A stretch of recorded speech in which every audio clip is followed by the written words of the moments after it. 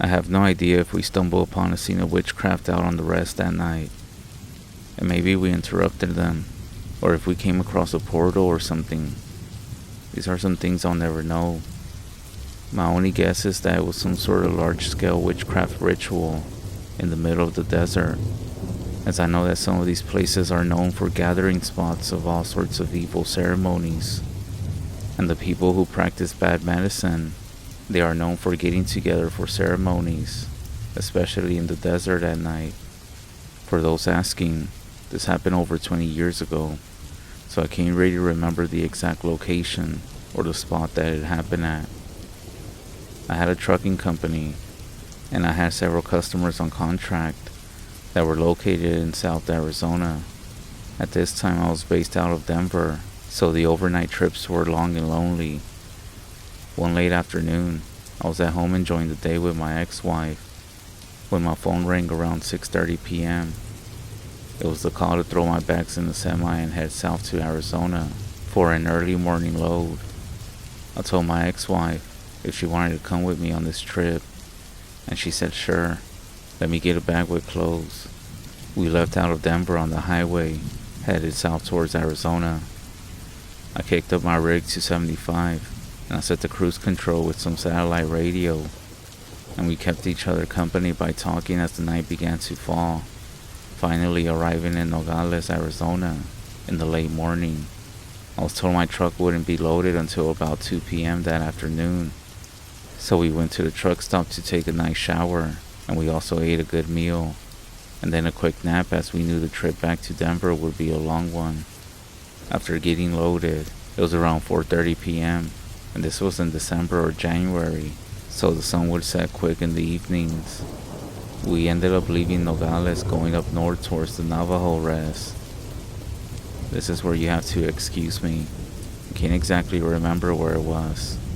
Maybe it was 491, as this was 20 years ago, but it was a twisty 2-lane highway that was supposed to be a shortcut to shave some time off of our trip. We had been on this highway for maybe an hour or so, and it was already nightfall, and we didn't see any traffic, maybe 1 or 2 vehicles in those 2 hours. At some point I pulled the semi over on the broken out shoulder to take a quick break, and to extend my feet, and to also get a good stretch in. As I was there between the truck and trailer, I had this weird feeling, to the point that the hairs on my arms were standing up. So I quickly got back in the truck, and that's when my ex-wife told me, "I'm glad you made it quick. I have a bad feeling out here." I quickly told her, I as well. And so we continued to roll through the dark night. The desert was dark and quiet, and we settled back into a great conversation as the miles ticked away. All of a sudden, in front of us, there was a dim red light rising behind the mesas. It gave the whole desert an eerie dim red glow that was lighting up everything. We both just stared. It looked like we were on Mars or something. The whole desert was lit up in a dim red glow, and you could see everything as if it were night, with some artificial dim light just lighting everything up. We continued driving without saying anything to one another. When off to the right, near a small hill with a cactus, we saw a group of people.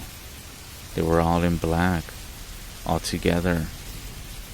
It must have been about 20 of them, and as we passed, one of them looked up at us, and I swear, when I saw him, or maybe her, its face was weird, like that of a dog. We just continued past them, and then the red sky started flashing like a lightning storm, but it was a red glow. And then there was a huge puff of smoke on the horizon, and just like that, the red glow disappeared, and then it was dark again. Like I said, I think maybe some sort of big-scale massive ceremony was being done. I'm pretty sure it was witchcraft. I refuse to drive through the Navajo REZ at night. Not happening. Never again.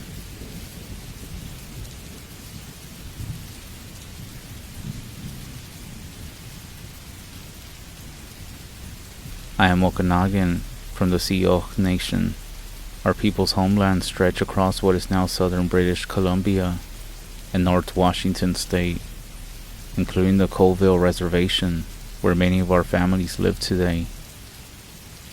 Something weird happened to me and my brother many years ago, and for a long time, I wasn't sure about sharing the story, because even now, I wasn't sure how anyone would react to it.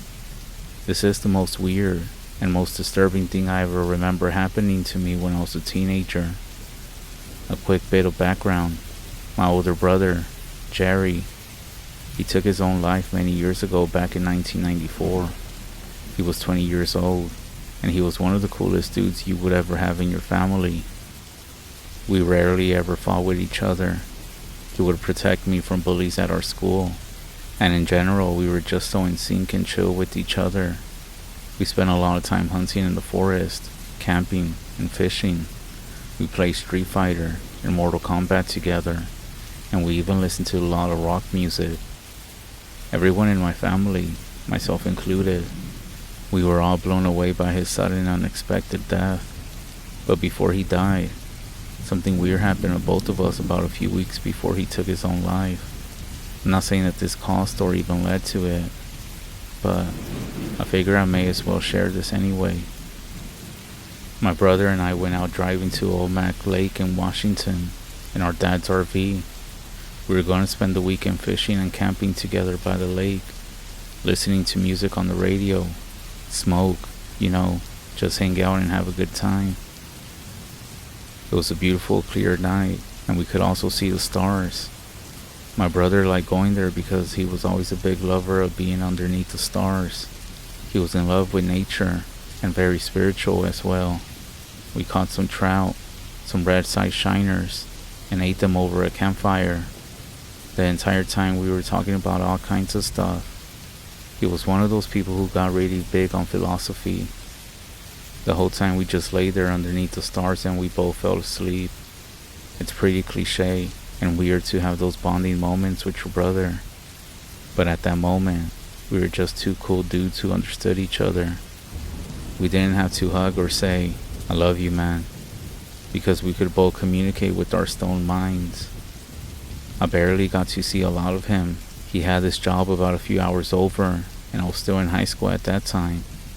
This was also before the internet as well, so we could only write to each other by mail or telephone. So it did mean a lot to me when we got to catch up at moments like this. Anyways, hours later, we're both fast asleep, and that's when I had this crazy ass dream. It was so weird. I actually wrote about it. I was standing in this bleak white wilderness. There's this really intense high-pitched wind blowing. No matter where I'm walking, it's all around me. All around me is nothing but a dense white fog. Nothing to be seen for miles. I can't see a damn thing at all. I call out and try yelling for help, but there's no sound that comes out of my mouth. Then, I noticed this dark silhouette of a tall shadow figure creeping towards me. All I could make out was a tall human figure, but now that I look back, no matter which direction I ran in, the ice just stayed right there in front of me. With each passing second, the shadow got closer and closer. I realized that something was coming. I was freaking out. I had no idea what was heading towards us, but whatever it was, I could not stay still. Also, I could tell that it was breathing. I could hear its low grunts. Could even feel the vapor hitting my face. It was kind of scary, given that it wasn't even that close to me in the first place. I guess in a dream world, the laws of physics never really apply. The tall shape was getting closer towards me, when all of a sudden, I noticed that the wind had stopped, and I couldn't see white. Now everything was fading to black, except for the eyes. It was so dark I couldn't even see my own body at this point. At this point I'm terrified. I felt like I didn't exist anymore.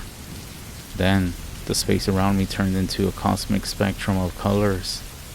I was surrounded by these weird star patterns and dust clouds, basically outer space. I soon realized that I was actually floating. I swung my arms all around the place, but it didn't do anything. I felt like a plastic bag floating in a gust of wind. It was a terrifying feeling because of how powerless I felt at that moment. I started to hear this really eerie music. I'm not a music major or anything, but I do remember some of the words. I am returning home. I am returning home. I am returning home. I am returning home. Over and over. Didn't sound like any song I can remember. In fact, it was just plain creepy. And I got more and more creeped out the more that I listened to it. Have you ever had a dream where you felt like you were trapped in a closed space and it felt like you were gonna suffocate even though there's nothing around you? Well, that's exactly how I felt. Suddenly, I wake up and I learn that the car radio is on and there's this stupid loud noise coming from it. I realized at this moment that I had been woken up by the noise of that damn radio. It didn't sound like any song I remember. It didn't even sound human, apart from how bloody loud it was. It was also physically distressing to listen to. It was like listening to someone scrape their fingernails against sandpaper. We bolted out of our sleeping bags and ran straight towards the car to switch that fuck off. I can't remember what frequency or station it was playing. The weird thing is, I remember before we slept, the radio was off. Not just that, the car was off. And it was also locked. Either someone had broken into it and switched the radio on, like if they had any reason to do it, or the radio somehow switched on by itself. I mean, there is some kind of radio frequency disturbing when out in the woods with a lake nearby. After breathing a sigh of relief, we quickly scouted the area to see if anybody passing by heard the noise. Lucky for us, we're both in the clear. I then asked my brother, the fuck was all that about? But he doesn't respond.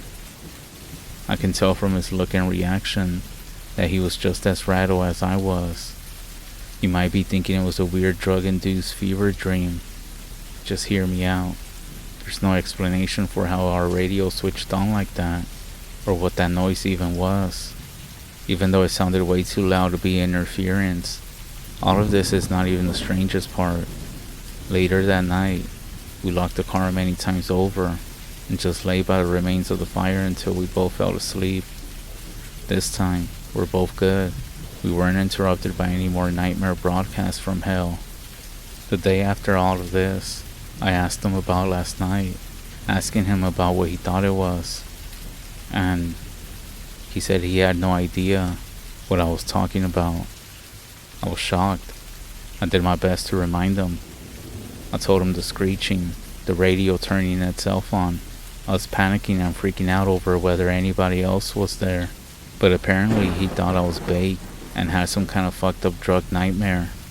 He did recall the fishing, the fire, the radio, the stargazing, pretty much everything except for the radio noise that we both heard. Even days after that, he swore that it never happened and that I was making this whole shit up. This actually made the next day very awkward for us. I remember what happened, and I actually felt pretty annoyed that he was accusing me of rambling while high. But it got stranger. I remember he became a different person ever since. He didn't talk as much. He became a lot quiet and less social. He basically isolated himself from the rest of us. He never answered the phone.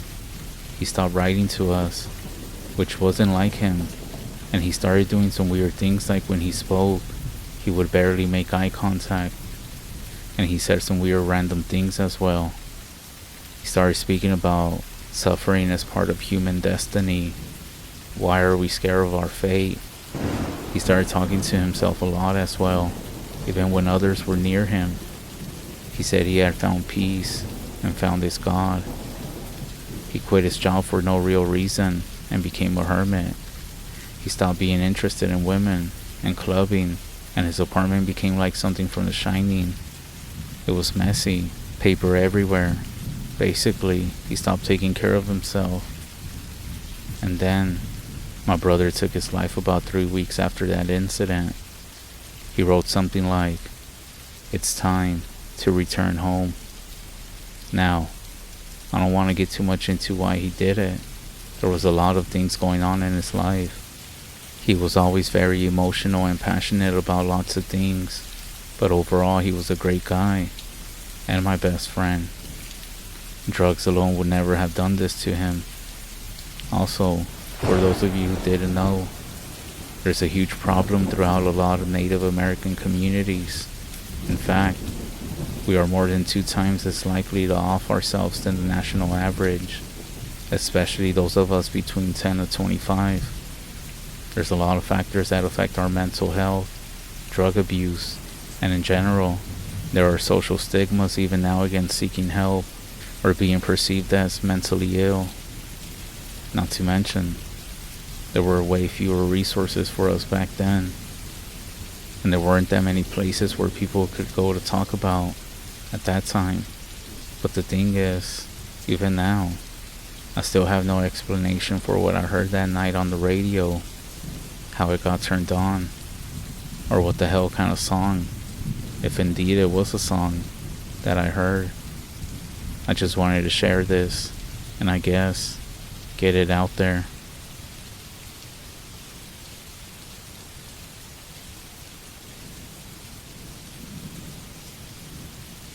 I have a creepy story from where I'm from.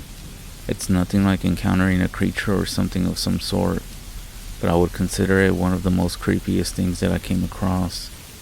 And by the time that I'm done telling you, if you don't believe me, I would challenge some of you all to do some research, or even possibly ask or go down to some remote villages or jungles in South America, and you'll find out right away that there is some strange, creepy shit happening. Anyways, I won't give you my name because of the stuff that we did. You see, I am what you would call in the States a Marine, except that I am part of the Mexican Naval Infantry. At least I used to be. I want to tell you about what happened in Yucatan some time ago. For those who aren't familiar, Yucatan State is next to Cancun and such. Just to give you an idea, there's a bunch of organized crime around there. While some cities, including the vacation places you might be going to, those are focused more on tourism and such, because that's where the money is at. But if you move in a bit closer, a bit more towards the inside, there's a bunch of disappearances going on. Let me just say that some people from the States, from Europe, they don't travel to Yucatan for the beaches. Some of these inner cities provide people with what they come looking for. And I'm not even talking about normal drugs or weed, the ones that people look for while on vacay. What I'm referring to are other things.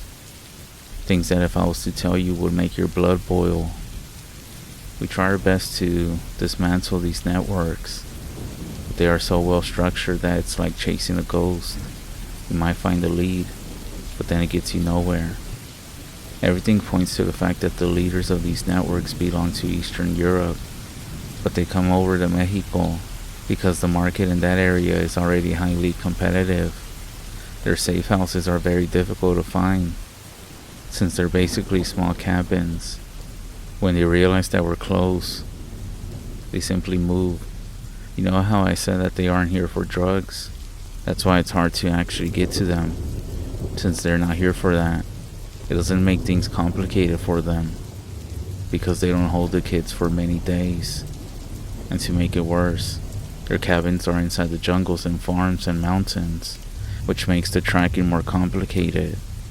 Also, I don't know if it's the criminal organizations, but they say that they're all involved in all types of drug trades, and even satanic rituals and shit. But it's been very few times that we've been able to come across something that proves this. However, we have been able to catch many people who have kidnapped minors and even adults in their homes and hold them for ransoms or simply sell them. And hear me out. Out of everything that I have said, I want you to know this. One common thing that we find at most of these places are altars. And no, not like the ones you see on TV or on the movie Coco. These are places where human sacrifice, body parts are left, Forensic teams come in and write the reports and such. The unexplainable things that are done to people there. It's just, I don't even know how to describe it. But these people are sick. Given the context of the situation, I can tell you what one of the person who we got told us. He said that beyond the jungles being a good place to hide, they use these places because the Santa Bruja, or the Holy Witch, offers them protection.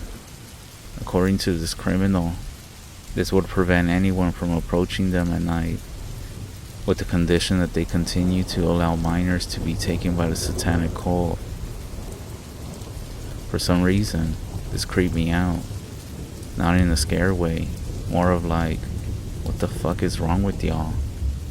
According to gossip and rumors of the town, there's some witch doctors, medicine man, all around. Sometimes these people look normal like you and I.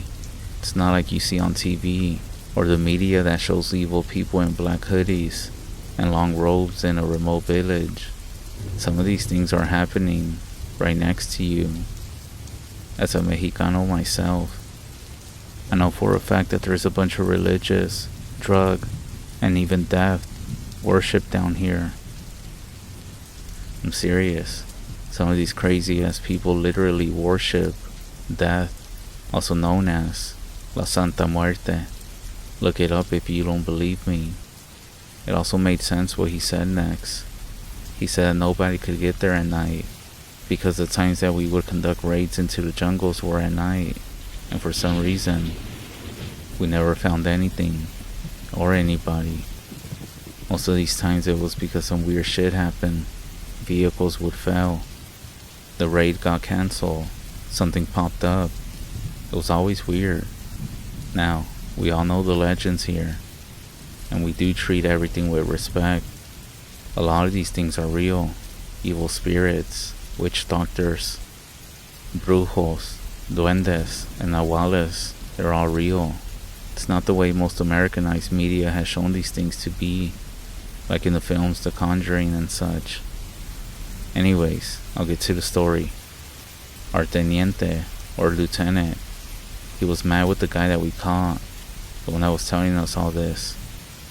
Mind you, our lieutenant wasn't the superstitious type, and he didn't believe in any of it. So he wanted to show us that these legends about the witch were lies. So he wanted us to follow a lead on what our little informant here had told us. Our lieutenant said that we would go out tonight to look for the cabin. The plan was originally to go at dawn, but the lieutenant was very upset because his captain had already chewed them out because all the nighttime raids had been no success. The lieutenant warned us that if the vehicles failed this time, or we somehow got a call, we were to ignore it and continue with the objective.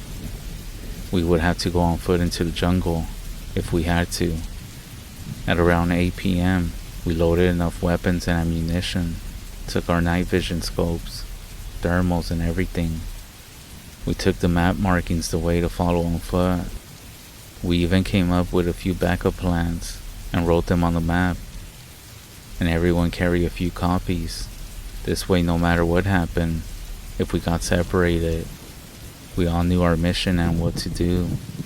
Plus, what if the radios went down or something? We couldn't just fully depend on that. When we got halfway there, we were nervous that the vehicles would stop working. To our surprise, it didn't happen, and we were able to continue moving. A few miles from getting to the jungle, the vehicles turned off. We decided that 5 would stay guarding the vehicles, and the rest of us advanced. Every mile or so, a Marine would stay on guard. This way, in addition to the radios, we maintained visual communication, connecting the jungle with the vehicles. 10 of us were the ones who ventured into the jungle at around 10 p.m. After walking some time and trying to locate the cabin on the map where the guy that we caught had pointed it to, we had just passed by a cenote when suddenly we heard a quiet, consistent galloping. That was strange. That animal sounded like a horse too. The thing is, in the jungle, at least out here, there's no horses. We started speed walking a bit faster, trying to get away from whatever was causing that noise. As we kept walking, we heard the gallop again. The cenotes where we heard that sound was behind us now. We knew that this thing was following us. We stopped and maintained our position. We looked with our night vision for the animal, but no one could see anything. So one of the soldiers mentioned that maybe it was some exotic animal that possibly escaped from some American millionaire who lived nearby, which made sense, as we have encountered some crazy things out here in the jungles. After traversing some more, we finally saw a small shack size up ahead. We radioed the Marines who had not entered the jungle to be ready, but to keep the perimeter to avoid surprises in case anyone arrived or if anybody tried coming out. When we got to the shack, which actually wasn't a shack, it almost looked to have a small underground bunker or something. Well, we broke down the door and went in. There wasn't a single person inside. The only thing we found was a body with its stomach open and missing some organs. We received a radio alert that the vehicles had started working again, and they were on their way here. We took some pictures, took some random paperwork that we could find around. We called everything in and just waited outside so that the forensics team could come in. As we were outside just talking, once again, we heard that galloping sound. We raised our weapons, and then the sound became loud. We were all very nervous, and then we couldn't hear it no more. For some reason, I hadn't put on my night vision. I put them on, and that's when I saw it. A thin, tall person running towards us. I opened fire. My buddies did the same. As this person fell, we got closer, and that's when we saw it. It was definitely a person, but his face was like that of a horse, or something similar. Don't get me wrong, he was a human for sure, but he looked like his entire body was covered in black hair, and instead of ears, they were weird shaped. He had no pupils. I say this because he was still alive. I had no doubt that this was the witch that the townspeople talked about. He turned his head, and all we heard him say in his dying breath was, "Viva la Santa Bruja, long live the holy witch." Then, he just died. After we cleared the area, and the forensics team got there, we got into our vehicles and went back to base. When we were back, it was 4 a.m. We informed our lieutenant about what happened. I'm not sure if he believed us or not, but that was the last time we went out. Something that I do want to point out is that me and my buddies all decided that whenever we come across some sort of witchcraft place or person, we should always seek a cleansing from a priest or a brujo from the town. So that weekend, we went to go seek out a priest. We found one, and we got a blessing and cleansing. After we got back to base, we found out a few days later that some people were just getting sick, and even our own lieutenant ended up leaving. We never saw him after that, not even sure what happened to him. A few months later, I decided to leave the Marines because of the corruption that was going on. I'm not saying all the Marines are like this, but at least within that area, a lot of them were. I'll just say this. These raids that we were doing were part of a bigger operation, just to show the public and the media that we were doing something to fight against organized crime here in Yucatan. Meanwhile, bigger things were happening on the side, to the point where I think rumors said that our lieutenant was part of it as well. Anyways, I have a few more encounters that I know of. If anyone else wants to hear it, let me know. If you don't believe me, I think the most famous case that made it out of Mexico was the killing of Mark Kilroy. Look it up if you don't believe me.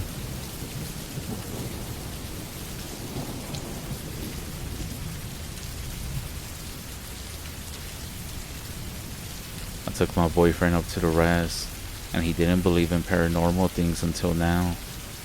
We were up there, and we decided to party a little bit, and soon we got into it, arguing and fighting. And so he decided that he was just gonna walk all the way back to Denver. So I was like, alright, whatever, you know. But after a few minutes, he ended up coming back to the house, scared, shaking, nervous, everything. I was like, that was fast. I was joking with him, obviously, but he didn't say anything, and he looked white as a ghost. So I said, what's wrong with you? Then he started telling me that some guy all dressed in black was following him on 17 Mile. At first he thought maybe it was some drunk out person walking, but he said it got weird when he heard the person behind him and he was at a distance, and then he would look back again after a bit, and it's almost like he was closer, but he couldn't hear anything. And that's when he heard the man speak, that if he wants he can take him to his mom, and he just kept repeating that over and over.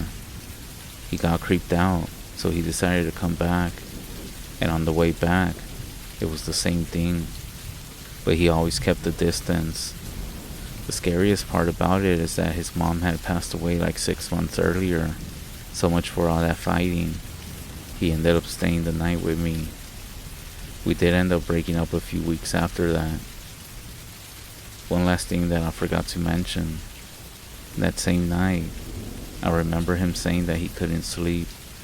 He said that he could hear the dogs crying and hitting our window in the basement.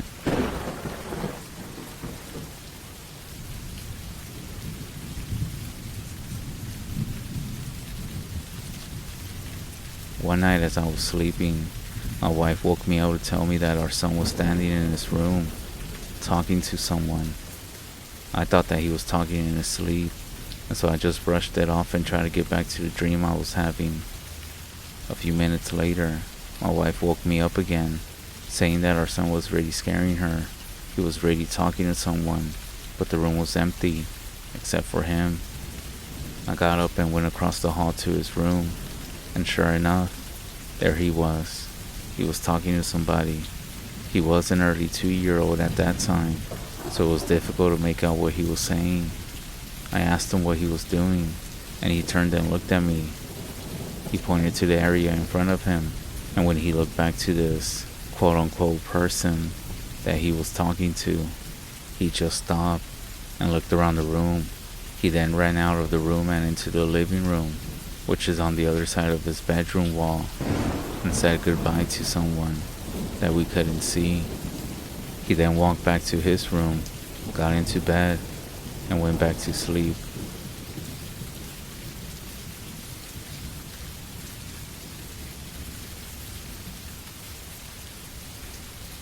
Have you ever woken up only to find that there was someone staring at you? It happens to people everywhere, on trains, buses, planes, and in some other places. In fact, studies show that this response is a highly evolved defense mechanism of the subconscious mind, alerting your senses to the presence of a potential threat. Many other animals in the kingdom possess similar traits which proven beneficial to survival. Given this info, you might want to consider quickly pulling your curtains closed and closing your door the next time that you wake up at 3 a.m. That is, if it's not already inside your room.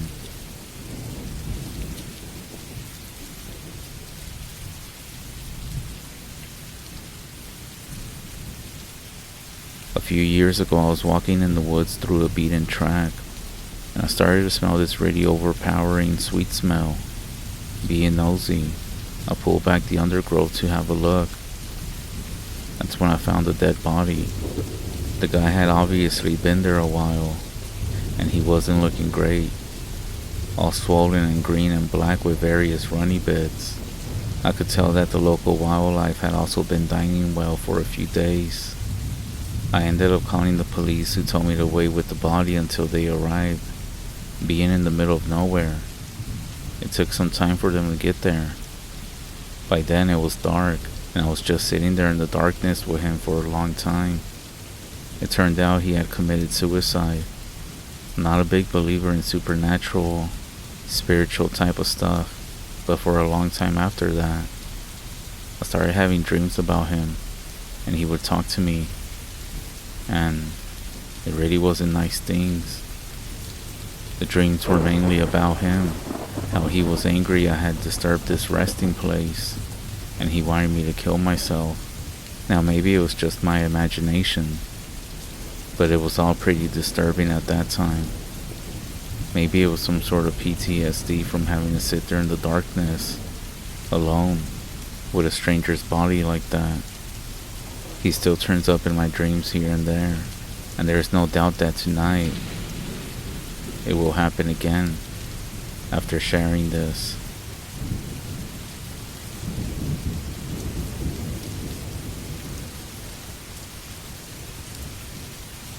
Why is it that we on the REZ close our windows, close the blinds, close the curtains?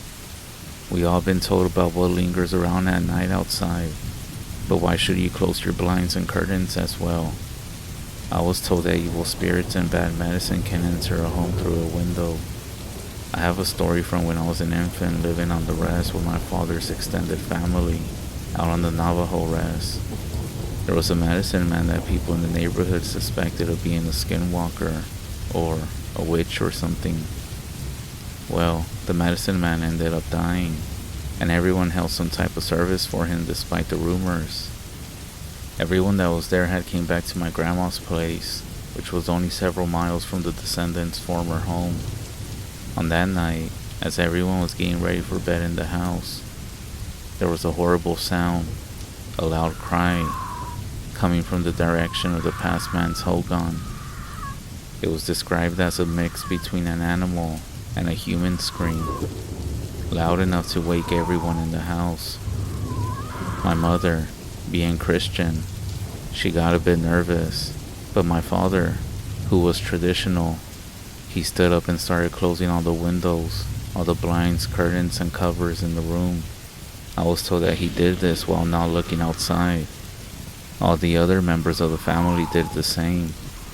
Nobody said anything, not a single word about it until the next morning, in which many family members said it was most likely the soul of the bad medicine man that was being sent to hell for his crimes in life. I was just a baby when this happened. This is what I was told. My dad said that when they all heard that horrible cry, everyone knew who it was, but nobody said anything. You see, looking outside, especially when you hear something strange, it means that you acknowledge or invite whatever it is closer to your home.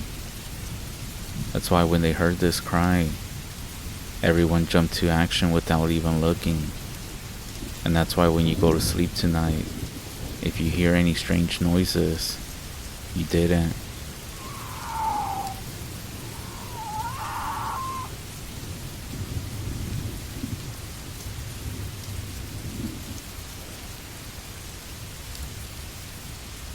After Hurricane Helene, my grandfather wanted to see how his childhood home, which is about a 20-minute drive east of the town, had fared during the devastating weather.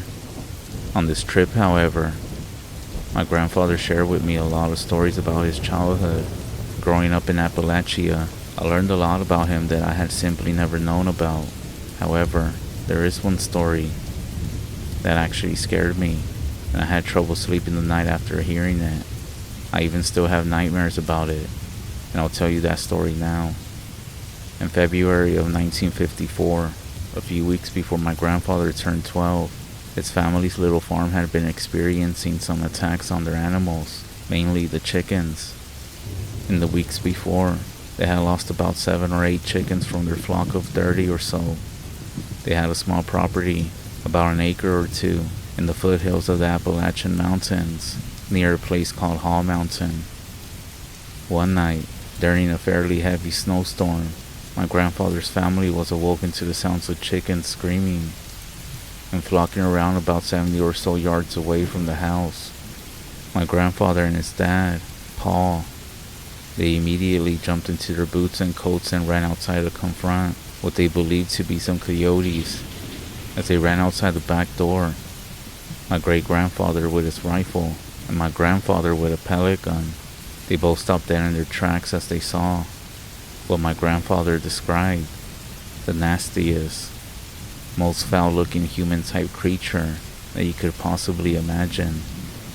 A light on the barn illuminated the creature, and my grandfather said that it was almost bare naked, save for what looked to be a bear pelt draped around its shoulders, and it had a dead chicken in its mouth. Paul snapped out of his shock, and he fired a few rounds at the creature. He nicked it once in the upper thigh as it ran across a field, at first on two legs, before dropping down on all fours and disappearing into the woods. My grandfather and his father stood there in shock. They made sure the rest of the chickens and the other animals were alright, before my grandfather was told to go back inside to check on his mom and sister, and then also go back to bed.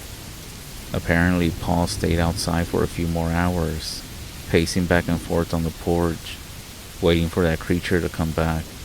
My grandfather said that he barely slept the rest of that night, and when he got up the next morning, he saw his father in the living room on their phone.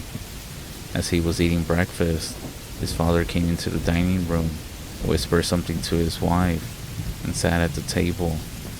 When my grandfather was done eating breakfast, his mother left the room and his father cleared his throat and started talking. "I was on the phone with your uncle. He'll be here this afternoon with your cousin. We're gonna go follow the blood trail that was left behind by whatever creature we saw last night. It went down into the holler on the mountain." My grandfather said that he shook his head quietly and didn't really speak the rest of the morning. By 12:30, himself, his father, his uncle Peter, and his cousin Samuel were all walking northwest into the woods, following the bloody trail that was left behind the previous night. My grandfather said it felt like an hour or so must have passed before anyone spoke. His uncle Peter, who was much more of a hunter than Paul, stopped everyone and pointed at something slightly up the trail. The tracks led up to a spot in the snow that was just soaked in blood. My grandfather, he said it looked like something had just kneeled over and died. What really shocked them as they got closer was how it appeared like whatever had laid there had been dragged deeper into the woods. They began following the new trail that had been dragged through the snow, and they began noticing a few sets of tracks alongside the trail. It was at this moment when my grandfather noticed his father switching the safety tube off. They trekked alongside the trail a little further until they got to a small frozen stream. On the other side, tucked under a massive cliff overhang, was a cave entrance. My grandfather said it was about 20 feet across and maybe about 7 feet tall. The bloody drag marks and the tracks led right across into the cave. Paul and Peter told the boys to wait behind a rock, and if they didn't shout back that they were fine in 5 minutes, to run back home and call the police. They walked over the river and stood at the cave entrance before shining the light into it and slowly walking in. My grandfather said that about 4 minutes passed before they heard his uncle, but that it seemed like forever. They saw his uncle Peter come out, and his father shortly followed. My grandfather said that they were both pale as a ghost, and that they barely spoke on the long hike back. My grandfather and Samuel begged Paul and Peter to tell them what they saw, but the two men wouldn't budge, and said that they would all talk later. They all got back to my grandfather's house around 3 that afternoon, and his uncle Peter and Samuel immediately got in their truck and left without saying anything. My grandfather and his father walked in through the back door into the kitchen, where his mother was waiting. Paul hugged her and whispered something to her. She nodded and went into a separate room. Paul sat down at a desk in the kitchen and motioned for my grandfather to bring a chair over and sit. My grandfather did so, and this is what Paul told him. "Your uncle and I went into that cave, and we saw people. They're not people like you or me or anyone you know. They're very different. They live deep in the woods, and they don't leave, ever. They're almost like animals. I suppose you might call them wild. It seems like they've been living deep in those woods longer than anyone has ever been here. We saw the person I shot last night. He must have died, and his people were giving him a burial. I do believe they saw us, and they did acknowledge us. They didn't seem mad, but I know we are not welcome back there. Do not ever go across that creek. Everything over there belongs to them, and we will leave it to them. My grandfather said that was the only time his father ever spoke of what he saw in that cave. His father never went back, nor did he. I know the whole feral people concept is up in the air, and most people don't believe it, which I completely understand. Honestly, I don't think I do. But the way my grandfather spoke about it, the tone of his voice, especially during certain parts of the story, I fully believe he was being honest.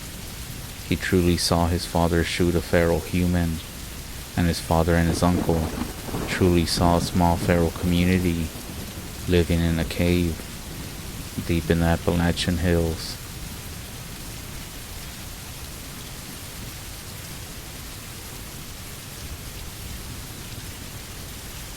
So I work as a radio technician. I move across the country to fill jobs. I got a contract to work at a radio station up in Alaska. The flight is paid for, and there's a bunch of supplies on site. There was also room for lodging.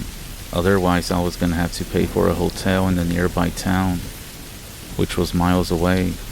I already didn't like the sound of a radio station in the Alaska wilderness, miles from any civilization with less than enough workers. Despite this, I accepted the contract because it paid much more than any job, at least any job that I had taken before, and not having to pay for a hotel or food was a big bonus. I've been instructed to take a gun with me, maybe a rifle that shot a nice size caliber. I ended up taking my .336 and Winchester, and I also took an old shitty 22 with me. For your sake, I'm gonna shorten the story by about 3,000 words. I won't go into boarding the plane, getting the guns, signing up for travel, and establishing a residency in Alaska. So I'm gonna jump ahead to when we landed in Fairbanks. The radio station itself was in the middle of nowhere. They did underplay how isolated this place was. It's tucked in southeast of Fairbanks. The landscape is a mountain full of hills, and everything is rough. Most of all, it's cold as hell. So I drive for just over 2 hours on 107M from Fairbanks, and then I get on the Airbus helicopter that's going to take me to the closest area to the radio station. I then hike with a local guide about 10 miles across tough and snowy terrain. Finally, to the radio station.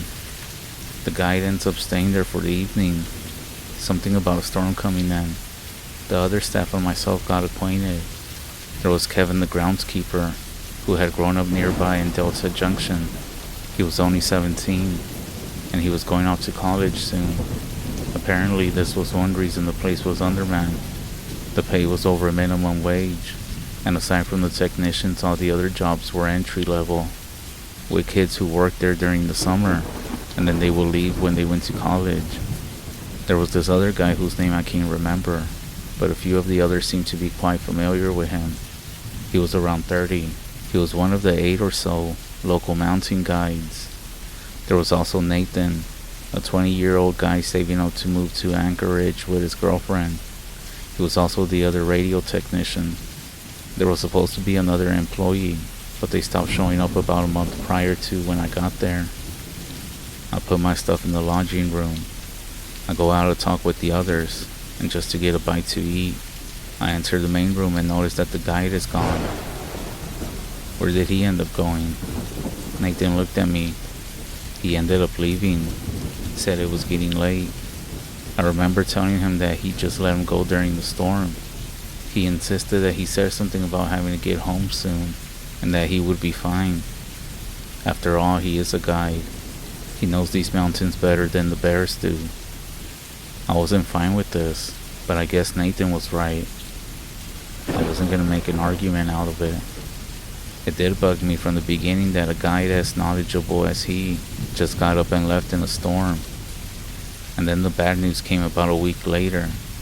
I was doing my job as I normally would, and sometimes some mini trips outside to restart the heater. It was located in a mini shed near the station. The bad news, well, you guessed it. It was about the tour guide. He had been found half a mile from the start of the trail leading up to the station. He was found, eaten, but it was unclear by what or how exactly he died. This scared all of us, enough that Kevin asked me and Nathan to teach him how to load fire and also maintain a gun just in case something happened. We spent a few evenings going over basics. I let him carry around my shitty 22 as well. We all started carrying guns. We did so when we had to go outside and just around the station in general. Nathan had brought his 20 gauge M2. It didn't completely ease the tension, but it did make us feel a little bit safer. We got a fax and a document saying an officer would come up to talk to us about the guide's death. A week passed, then another, and then another, repeating this process. It had been 4 weeks and some days since the officer was supposed to be here. We weren't supposed to use the radio equipment for anything besides broadcasting the intended content, but we figured this was important enough to bend the rules. We got into contact with the local police station. Apparently, they couldn't locate a guide to assist an officer up to the station. They had sent one officer. He hadn't been reported back. They said a blizzard was moving in and would be here within a few days. We told them what we knew about the guide before his death over the radio. They instructed us to stay put and wait out the storm. They told us to keep an open channel with them for as long as possible. 2 days passed, and around 2:30 in the morning, we lose contact with the police station. I end up working until 10 a.m. trying to get in contact with them, but no luck. Kevin ends up using his old brick phone to call the local town's municipal center. Its reception is awful. Every other call cannot be completed as dialed. We end up getting into contact with local government workers. We asked them to communicate with the police station just to let them know that we're fine. We also tell them to get into contact with the contracting company. Nathan at this point was ready to jump ship, and to be honest, I was too. For about 3 days we were stuck like that, not able to broadcast, little contact with the outside world. I still remember the day that we got the message. I had been trying to get some sleep during the storm, since we couldn't do our normal jobs anyways. I was shaken awake by Nathan, who told me to get up and come with him.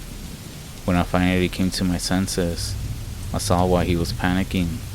The whole power was off, not just the heat, the entire thing. I get up and come into the main room where Kevin is sitting wrapped in 2 heavy blankets and also a puffy jacket. He has the 22 on the table. "What's going on?" I asked. "The power went out a few minutes ago, and we heard something outside. I loaded your rifle for you." My rifle was sitting on the table. I then say, "What did you hear?" "We heard scraping. It sounded like something was trying to claw itself inside." I said, "It's most likely just an animal. It's a blizzard after all. I'll go out and get the heater running." I went to the door with my rifle in hand. I opened the door. Snow falls into the doorway, and the door is slammed back by the wind. We decided to wait out the storm the best that we could, but we had to get warmer. Nathan and Kevin were trying to start a fire. As I was gathering blankets, jackets, or any cloth or tarp that I could, I found about 5 blankets in total, as well as a few towels and a tarp. We huddled around the small fire, and about 4 hours later, the power finally came back. We assumed that this meant that the storm had died down a little bit, so once again, I made my way to the door with my rifle. I opened it, and a bit of snow fell in. but the door wasn't blown shut immediately. I tried walking out through a few feet of snow. By the time that I got to the shed, I was very out of breath. I opened the door to find the heater already running. Damn it, all of that for nothing. I'm halfway back to the station when I feel that horrible sensation of somebody watching, and as I get near, I picked up on a horrible smell, a musky smell. It was like a wet dog and hot breath, and then I saw something. I'm not sure what it was, but it was just for a second. It looked like something darting away into the distance, or at least out of my sight. I went through the door, and I was like, what the fuck is that smell? I slammed the door shut, my heart beating. They said they didn't smell anything, asking what I was talking about. I opened the door again. It must be out here then. Come and smell it, I said. But they just say to close the door because it's cold. I guess the smell drafted into the station and cut off his sentence. Nathan and Kevin began coughing and gagging. I closed the door thinking it would help, but the air started feeling thick, like physically heavier than air is supposed to be. I also began gagging. After about a minute of hell, it finally goes away. It did linger there for a few days, and never went away completely. We checked back with the people that Kevin had called. There was no luck in getting in contact with the contracting company. They did help us establish a connection with the police station though. They said that there was an officer that was sent our way, but he was still not back, and presumed lost in the storm. We ended up requesting help to get out of here at this point. We still had enough food and water for about 2 months. We asked about the possibility of a search and rescue team coming to get us. We only received a one-word response. That was unlikely. We had packed our stuff by the door and got ready to sleep for the night. That night, I woke up with a chill going through my body. I opened my eyes to see that there was snow everywhere.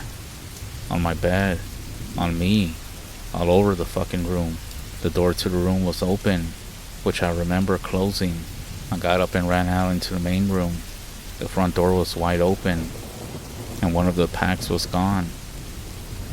I knew it was Kevin's. His was the one closest to the door.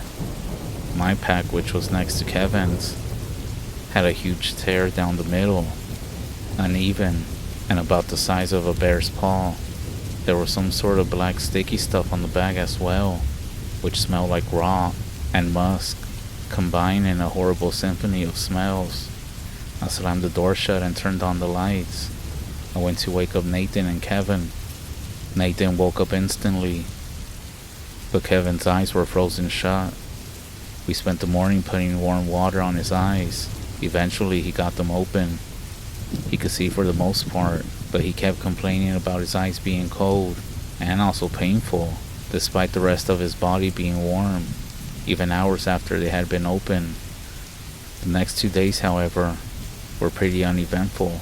Eventually, a team consisting of a police officer and 2 local mountain specialists came to pick us up.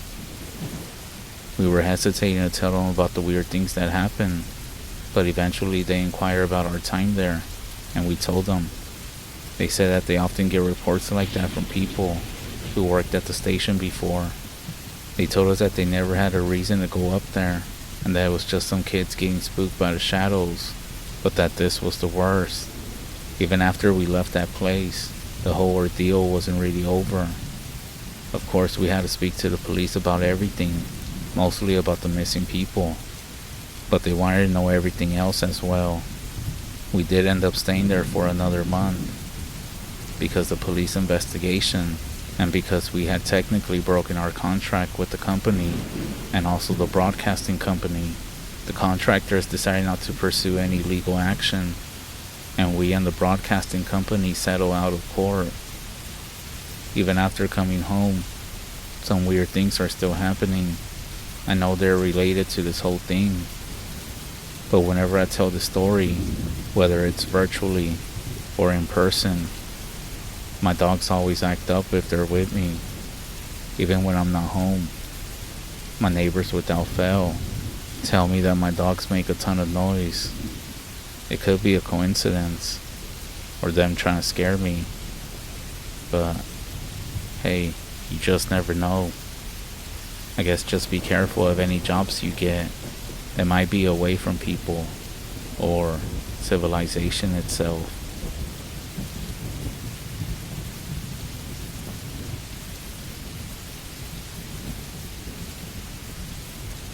On the REZ, there are many different types of spirits that attach themselves to people. Suicide, depression, perversion, drug and alcohol spirits. All these type of spirits can follow you around. Some of them might even live in your own home, only if it's a suitable home for them. You might have one, two of them living with you. And the crazy thing is that you might not even know it. 2 days after being drunk, I was asked to come help put up a sweat lodge and later go inside. As the firekeeper, I stood in front of the grandfathers, and that's when I heard somebody inside of my head. "We don't want you here. Don't come back." I rubbed it off as my thoughts. During the ceremony, I let the elder speak through me, but at the final round of the sweat, I heard who the grandfathers were speaking about earlier. I heard somebody praying for me, and he asked. I heard the conductor praying for me, and he was asking, "Are you okay?" I told him to keep praying for me. The one who the grandfathers were speaking to was a Wendigo spirit. That's when I heard many voices that last round. Grandmothers told the spirit, "We don't want you here." He fell over and started crying. "I've done so many bad things. I don't like you." He was speaking to the grandmothers and the man conducting the ceremony. I truly believe I ended up bringing some sort of alcoholic spirit with me. I ended up painting a picture later. I always do them after ceremonies. I even painted how the spirit appeared to me. I also painted a human skull with horns like a gold ram. I had actually seen so many other things, but the alcohol spirit is what stuck with me the most. I learned the hard way not to have alcohol still in your system during the ceremony. I heard if you have alcohol, you're supposed to wait about 3 or 4 days before you go to ceremony, because it takes that long for your spirit to return. Our ceremonies and the Red Road is a beautiful life.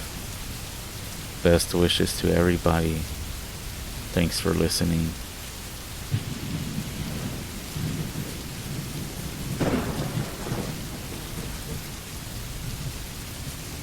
I thought the creepiest thing to have ever happened to me was when I thought that some sort of creature was gonna eat me alive. It happened when I started a hike by a 30-acre hill property. It turns out that there were about 20 wild turkeys that run all the property around that hill. I had walked up on them and ran off while about 5 of them flew across the little valley to the other side of the hill. The damn things are loud when they fly, and that was the first time I ever saw a turkey fly. Like, imagine running and you hear all these wild turkeys behind you. That was the creepiest and funniest thing that's ever happened to me out there while hiking, until the following. This was back when it was okay to build permanent tree stands nailed into trees. I had scouted out a new area. It was pretty open, except one grove of head-high palmettos and brush that came from behind my stand, and they went into the swamp. I was able to climb into a fork of an oak tree by climbing a small dogwood next to it. After hoisting up my wood and nailing up a very stable platform and a seat about 15 to 20 up, I dumped out some corn and left. This was in summer as I was hog hunting. It was 2 weeks before I made it back to hunt. Everything was fine as I walked in before daylight and got settled in. And lots of fresh hog signs that I could see by my small light. After everything got quiet back down, I was just sitting in the dark. Now, this is when I first caught that feeling of somebody watching me. I have hunted, camped, and I have also grown up in the woods. And I've been everywhere, including the darkest, deepest swamps, and have never felt this feeling. I wasn't scared because I didn't know to be. I just couldn't put my finger on it. The feeling never changed, but I couldn't get used to it. I was just on edge, I guess. I never saw or heard any animals that morning, at least from what I can remember. That's until I was climbing down about mid-morning. I had lowered my rifle and was in the process of slithering from the oak to the little dogwood when I saw something out of the corner of my eye. About the same time that I heard it, I heard something crashing and just barely caught sight of something running through the palmettos parallel to me. I say barely because it looked like a huge brown dog. Right away I thought it was a buffalo. Crazy, huh? It crushed through and I heard it hit the water. It sounded like a herd of hogs going through. I wrote it off as a deer that had jumped. I thought about that sight and the feeling I had all morning as I drove back home to do a little bit of work before hunting again that evening. Around 2 or so that afternoon, I was again walking back into the stand, still thinking about the oddness of the morning. It was only about a quarter of a mile or so walk, and I was there and settled in. Everything was just so quiet. I had been sitting maybe an hour or so when I heard the faint splash of hogs, I assumed, across the thicket and swamp. As it got louder, instead of that excited, eager feeling you would normally get, I was getting nervous. It was so weird because I never felt that way before. What I thought were a bunch of hogs turned out to be one single critter. When it was within 100 yards, I could hear it, so plain and clear. Whatever it was in no hurry. I had scouted all this out, and I knew the water that it was in was waist deep on me, and this thing was picking its feet, or legs, clear of the water as it walked. I could hear the splash, almost like it was trying to be quiet. I thought that maybe it was another person. That's until I thought about how deep that water was. I would never point a gun at a noise or anything I wasn't planning to kill dead. But as that noise got louder and got to the edge of the thicket, I was looking down the fucking barrel. But still, you gotta know me to know how serious this must have been. I was really shaking. It then got to the edge of the water with about 40 yards of thicket before the open ground between us. It crashed about 10 or 15 yards and then went quiet. Real quiet. No sound. No frogs. No crickets. No birds. Nothing. Maybe I just imagined it. But I thought I could hear something every now and then. It was getting dark by then. And to say I was shaken would be an understatement. I never saw or heard anything else that evening, but I walked out backwards right before dark. I was so put off by it, I had forgotten my bag. It was hanging on a nail in the stand. I realized that when I was driving home. I told my granddad about it, and he, of course, made fun of me. If all that wasn't bad enough, here's the crazy part most people don't believe. It was 2 days later before I got the nerve to go back after my bag. I carry a shotgun this time as I felt more secure with it. I doubt that I could even hit anything at this point. It was an old one, and I kept my thumb on the hammer the whole walk in. And of course I went in midday. I kept my eyes peeled as I slipped in towards my stand. Like I said, it was pretty open, except for that thicket place, which would be on the other side of my stand from where I was coming in. I got about 35 yards or so from my stand and glanced up. It was gone. I don't remember seeing it pile on the ground below, but it wasn't in the tree. I could see white all around, where it was like the bark had been scratched and clawed all to hell. I never looked back, and to this day, I have not been back to that swamp. A few years later, after my little incident, it was all clear and cut, and part of that swamp was filled in. There are houses now, and I have told a few people about it, but I mostly need a few drinks to talk about it. Kinda like how I am right now. Only one person has believed me, but he won't tell me why. He also hunted this area, and maybe he had a run-in with something as well. I'm not really asking anyone to believe this. I just thought that I would tell it. There are stories and legends about Sasquatch-like creatures in North America, going back through different centuries before the Europeans even discovered this continent.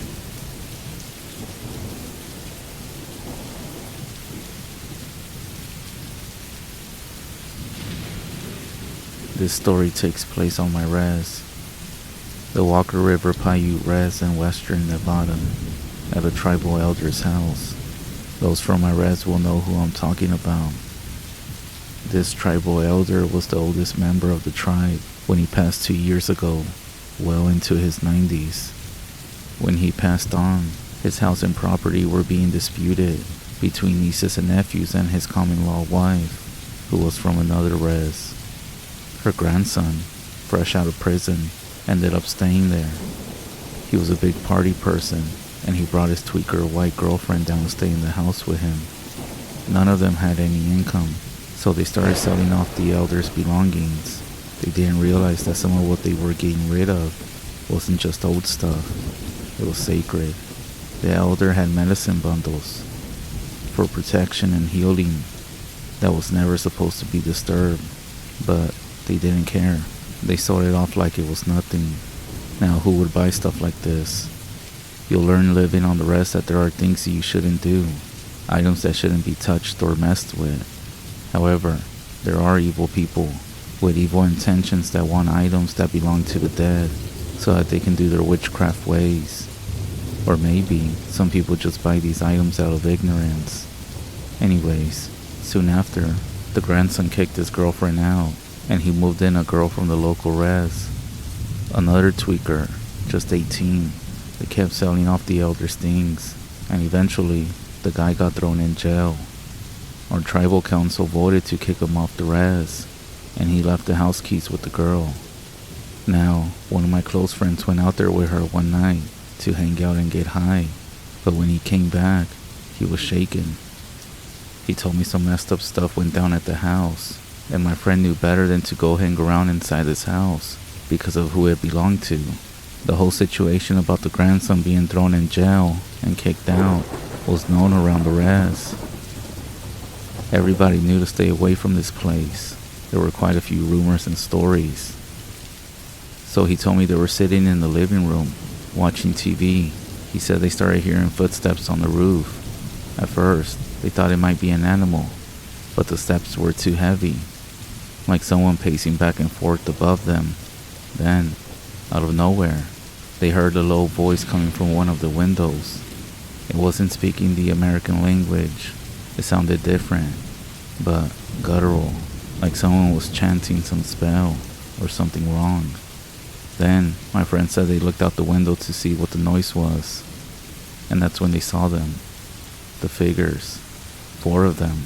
At first he thought they were just people walking around, but he realized something wasn't right.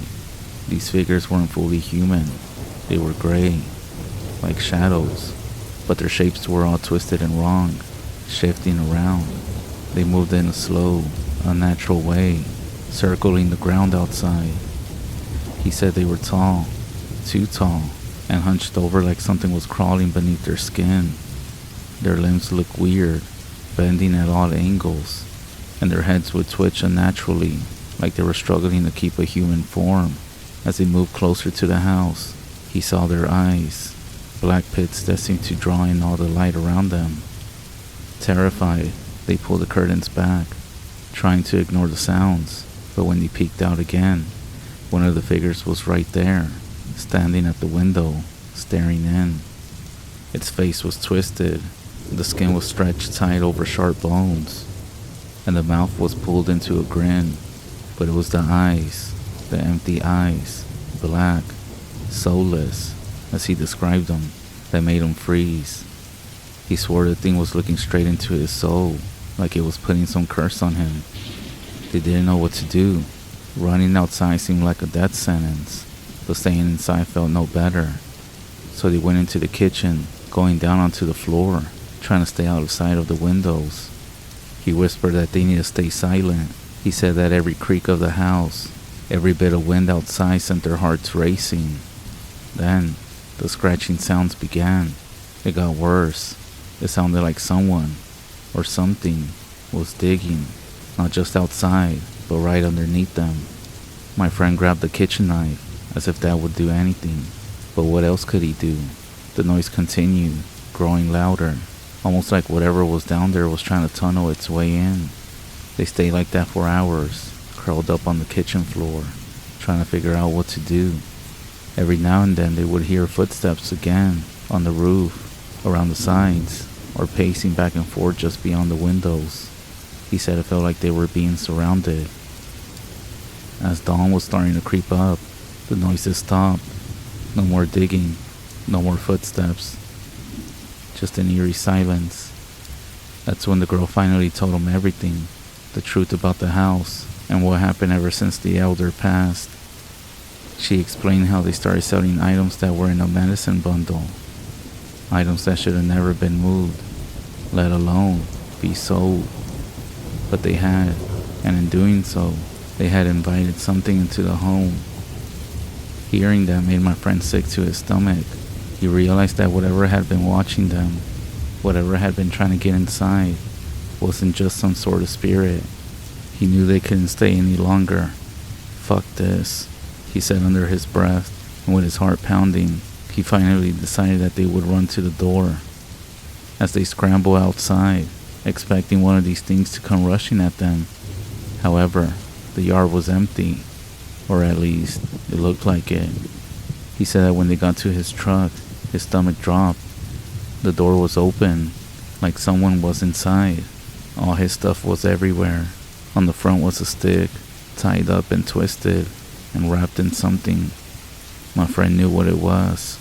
A witching stick. Something used in dark ceremonies. That's when it hit him. These things weren't just spirits. They were skinwalkers, and they must have been doing some sort of ceremony or curse on the house. He then told me that panic surged through him as he grabbed the stick and threw it as far as he could into the brush. He didn't care where it landed. He just knew he couldn't let it stay with him. They jumped into the truck and peeled out of there, dirt kicking up behind them as they sped away from the house, away from whatever had been lurking there, hoping that it wouldn't follow them back into town. Over the next few days, my friend felt like something was after him. He would see someone moving just out of the corner of his eye, always watching. At night, he would wake up to the sound of scratching at his window, and when he would look outside, he said he would see those same figures standing just beyond the tree line, waiting. He knew he couldn't keep living like that, in fear, as everybody knows that these things, these skinwalkers, thrive off of fear. So he went to go see a medicine man. The medicine man listened to everything, his face getting more serious as he told him everything. When my friend finished, the elder just sat in silence and then spoke to him. He said this was happening because of what had been done in the elder's house. Sacred things had been disturbed, sold off, and in doing so, they had invited something evil. Not specifically him, but the people who lived there. You should never touch a medicine bundle. Also, the moment you laid hands on that stick, it was like you accepted what it was meant for. He explained that these items, done in dark ceremonies, carry a power that's not easily understood. They aren't just items. They're beyond your understanding. Tossing it aside didn't do anything. By touching it, you accepted the curse, you can say. The curse it carried. The medicine man's words scared my friend, as he was finally starting to understand the gravity of what happened. The elder went on to explain that this was not something to take lightly, especially in the home of a medicine man who had passed on. When a medicine man walks off into the spirit side, you must leave their things alone. The medicine man warned, you don't go inside their home, and you never touch what belonged to them. Those items are tied to their spirit, to the work that they done, and disturbing these items is like opening a door that you can't close. The medicine man made it clear that some of these items are sacred, part of the owner. Once that person has passed on, those items are not just left behind for nothing. To disturb them is to disturb the dead. It's like pulling them back, and in doing so, you allow other things to enter the place. My friend sat frozen, realizing that by simply being in the house, by even being a witness about what happened there, he had become part of this whole thing. The medicine man performed a cleansing ceremony, using herbs and chants to sing. Smoke from burning sage and sweetgrass filled the air. My friend said that he could feel the heaviness lifting, but the elder warned him that some things, once disturbed, leave scars that never fully healed, and that there would be people out there, evil people, using this as an opportunity for their witchcraft ways. After the ceremony, my friend said that he stopped seeing things and feeling like something was after him. He didn't see the figures anymore, but the medicine man told him to stay far away from that house.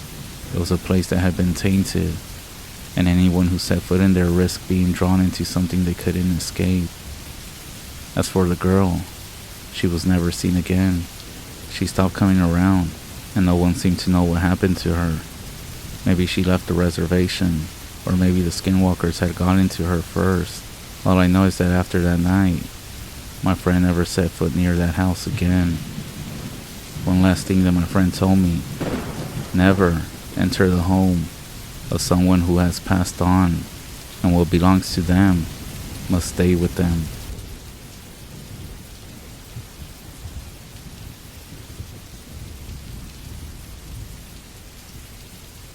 So I have a brother who lives in a small town on the Navajo REZ. It's not even a town. I would call it a small village because of how small the place is. I'm not gonna name it because the story is real, and I also believe my brother, and I know he wouldn't make any of this up. But I will be revealing the truth, and if any of you are involved in this type of stuff, I really hope it gets revealed and people find out. Anyways, my brother met this girl a few years back, and they decided to move in together. That's when he went and lived with her. When they broke up, they ended up separating, and my brother told me that she wasn't who she claimed to be. He just told me straight up that when he was at her place, the whole town that she lived in was involved in witchcraft. I was shocked. One, because I knew people who lived there, and never in my life and thoughts did I ever think that a lot of people that I knew, or that were friends of mine, would be getting involved in that type of garbage. And I was shocked when I found out. But anyways, he told me that in that little town, there's an evil medicine man who is the one behind all of this.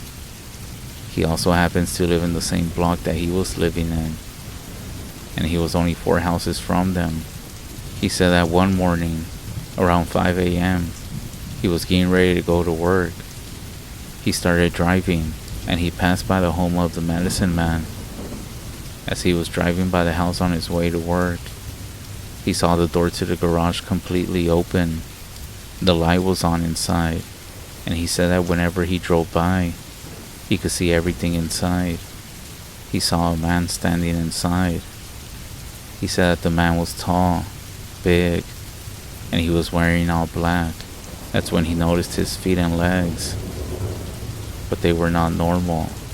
His feet were those of a cow or a bull, like some sort of animal feet. He told me that when he got a better look at it, it looked like it was a half human and half beast. He panicked, terrified, and he floored the gas pedal on the car just to get out of there. He said that he got very scared with what he saw. So scared that that was the last time he ever drove by his house. There's a bunch of other things that he saw happen, but he said that some of these things he won't ever share with me because that's how serious they are.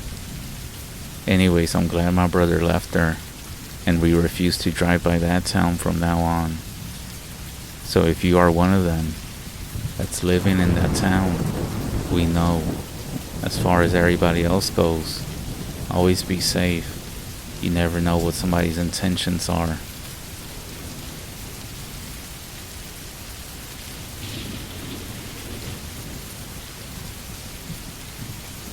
I am a hunter. I like to hunt wild boar specifically, even though I have gone deer hunting, and I have been known to get a turkey for Thanksgiving. I mostly hunt boar. If you didn't know, they're a big problem in the USA. One of them can have 2 litters a year, and it's common for each one to consist of 10 or more.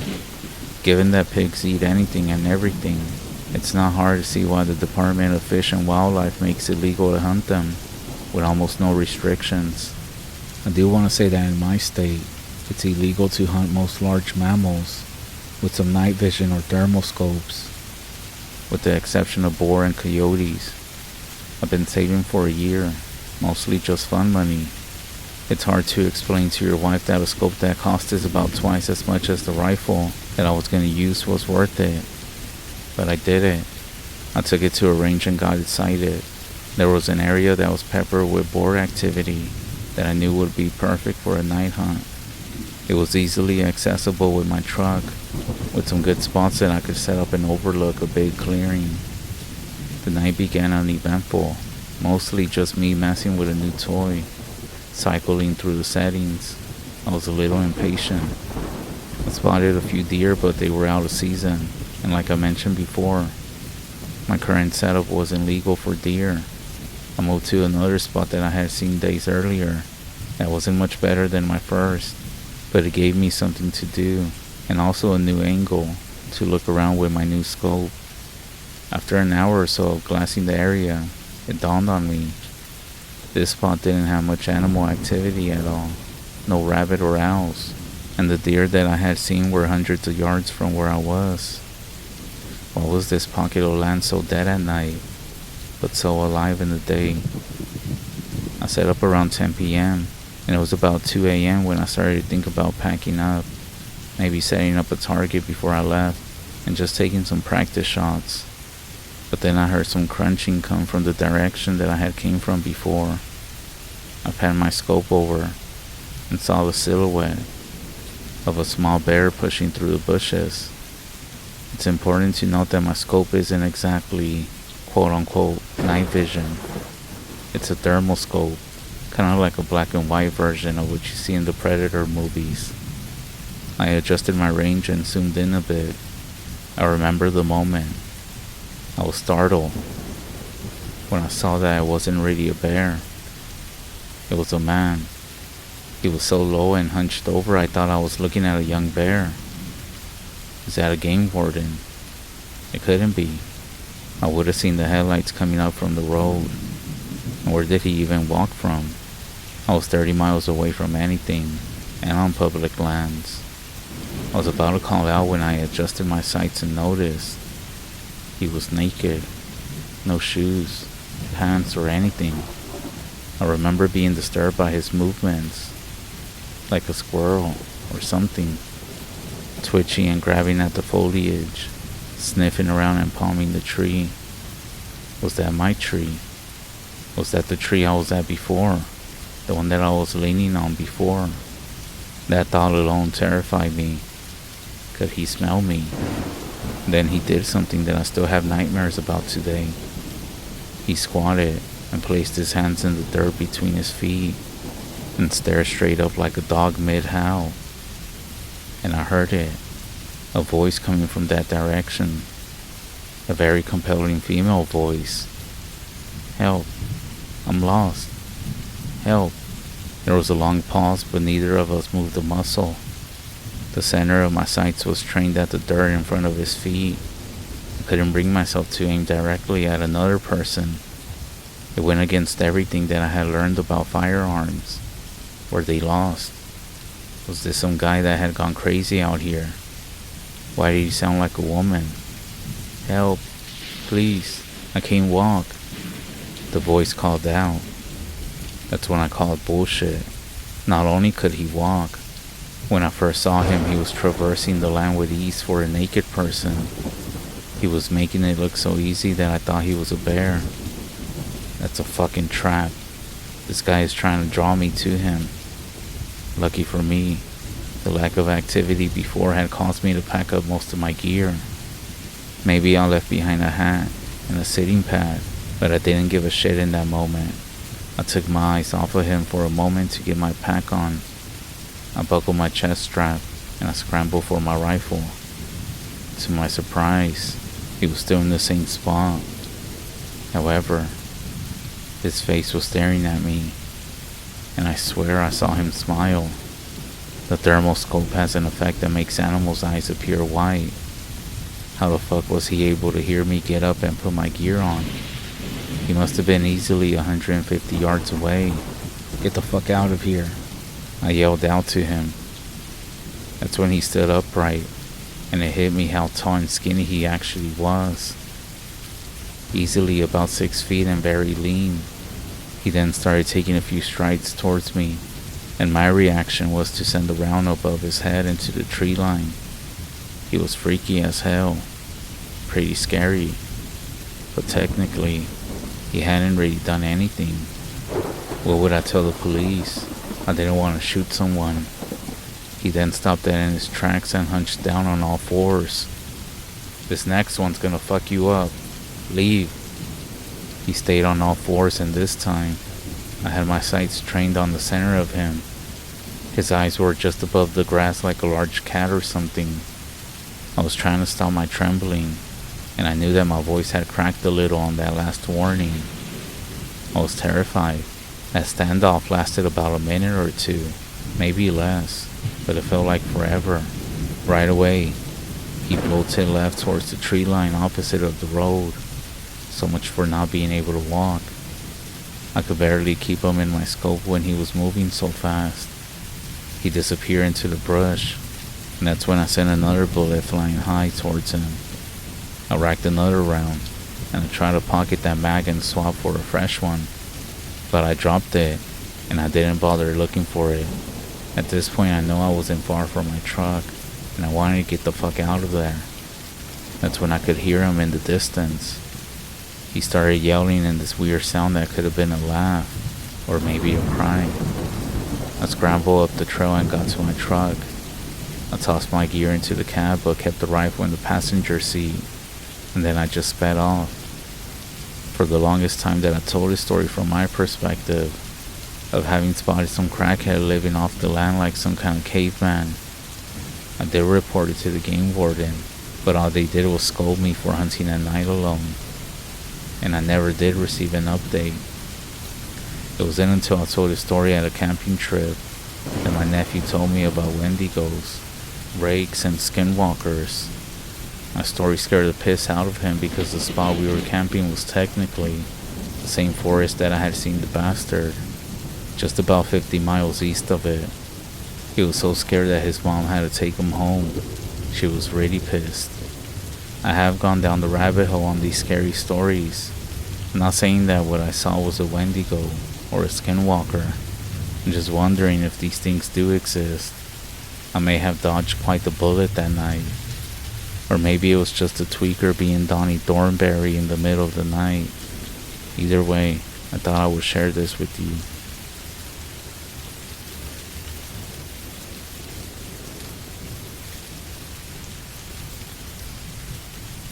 This story is from one of my friends. I can't guarantee anything to its accuracy. I'm just going on what he told me to be true. I do believe he wouldn't lie about this. So he told me that him and a few buddies, they went out to the Highline Trail in Utah. They were planning to be there for a week. It wasn't long before weird things started to happen. It started out with stuff like hiking pools and backpacks ending up on the opposite sides of the camp. Everybody's boots are upside down in the morning.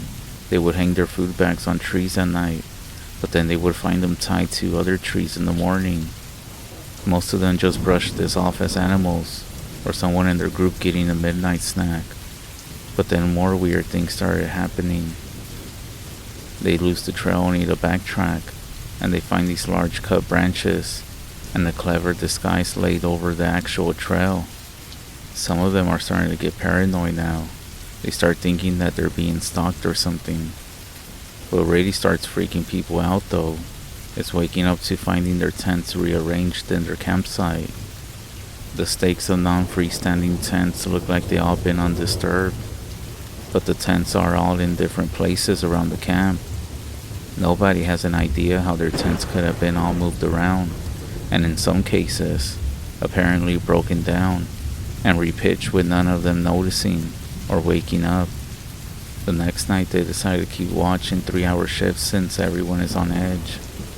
The watchmen get some thick branches, tie knives to the end, and they arm themselves with bear mace. The first half of the night, nothing happens. Then it happens to be my friend's turn to stay and watch. He got his camera because he figures that the flash can illuminate wide areas if something does come close to them. It doesn't really matter though, because he ends up falling asleep just before dawn, and nothing happens that night. The next morning, however, somebody is asking him why he was taking pictures last night. My friend freezes slowly, takes out the camera, and checks the memory card. There's pictures of everyone sleeping, including himself. By following a creek a little ways upstream, they're able to find the trail, which somebody recognizes as being not too far from their campsite. They only have 12 miles to go before they get to the trailhead, but it is early afternoon, but they're doubtful that they can finish the trip the same day. Reaching the campsite, they find everything shredded to pieces. Apparently only one backpack was unharmed. Everything is everywhere. Lucky for them, somebody finds the car keys and they basically run the rest of the way back, getting lost several times but reaching the trailhead before dark. When they finally get to the trailhead, everyone is too exhausted to make camp or do anything, so all 6 of them just pile into the car, lock the doors, and fall asleep. A knock on their window wakes them up the next morning. It's the police, and the cop wants to know what they're doing. They try to explain the situation the best they can, and the policeman tells them that the entire entrance to the forest has been closed for a few days now because of some abnormal animal activity. My friend gets a little bit suspicious, and he asks the policeman why they're the ones handling this and not the forest rangers. When he does ask, the cop just goes quiet and looks away and ignores him. It's a very awkward moment, which is interrupted by another friend in the car. He notices now that it's morning and that there's about a dozen other cars in the parking lot, but they all have flat tires. Everybody gets out of the car and they realize that their own tires are flat as well. At this point, the policeman comes clean and he explains that there's actually a manhunt going on in the area, but they're not exactly sure what they're dealing with. In the last week, there's been lots of dead hikers to turn up. My friend remembers the strange photos and gets out his camera to show the cop. That's when his face suddenly goes blank, and he hands back the camera. It's a photo that was taken inside the car the night before. Partially visible in the last photo, which is a picture of my friend sleeping. However, it's not just a picture of him. You know those party photos where the person holding the camera is trying to be included in the picture as well? On the left side of the picture is my friend sleeping, and in the right side is a pure white face with black holes for eyes. My friend actually showed me this picture, and this is why I believe him.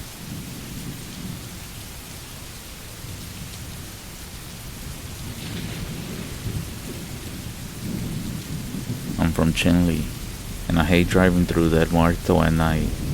It's beautiful during the day, but it's scary as hell at night.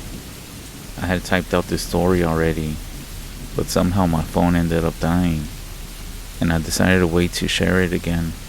So this will be my second time trying to send it over to you. Maybe it's a sign. This happened to me and my friend back in winter of 1988. On this one night, we decided to drive down to Chinle from Saley, Arizona. We were looking to score some beer for the evening. We both were going to school at Navajo Community College, staying in the dorm. The night was cold and the road had some ice. Halfway down to Chinle, there was a known bootlegger, so we decided to see if they could sell to us. Bootleggers only sell to you if they know you. Obviously, it's illegal, and they don't want to get busted selling to an undercover. We got turned down, so we continued down towards Chinle. As we're going, that's when we see this person standing by the road. We assume he's a drunk hitchhiker, and maybe he knew of somebody who could get us some alcohol, so we stopped to give him a ride. He didn't run up to the truck. We backed up to where he was standing at. As I did, he's not there anymore. Did he run off to the side? We called out for him. Nothing. So we ended up leaving, and we assumed that maybe we scared them off, thinking that we were gonna jump him or something. So we turned around down the road and came back again to the spot where he was standing at. Again, he's not there.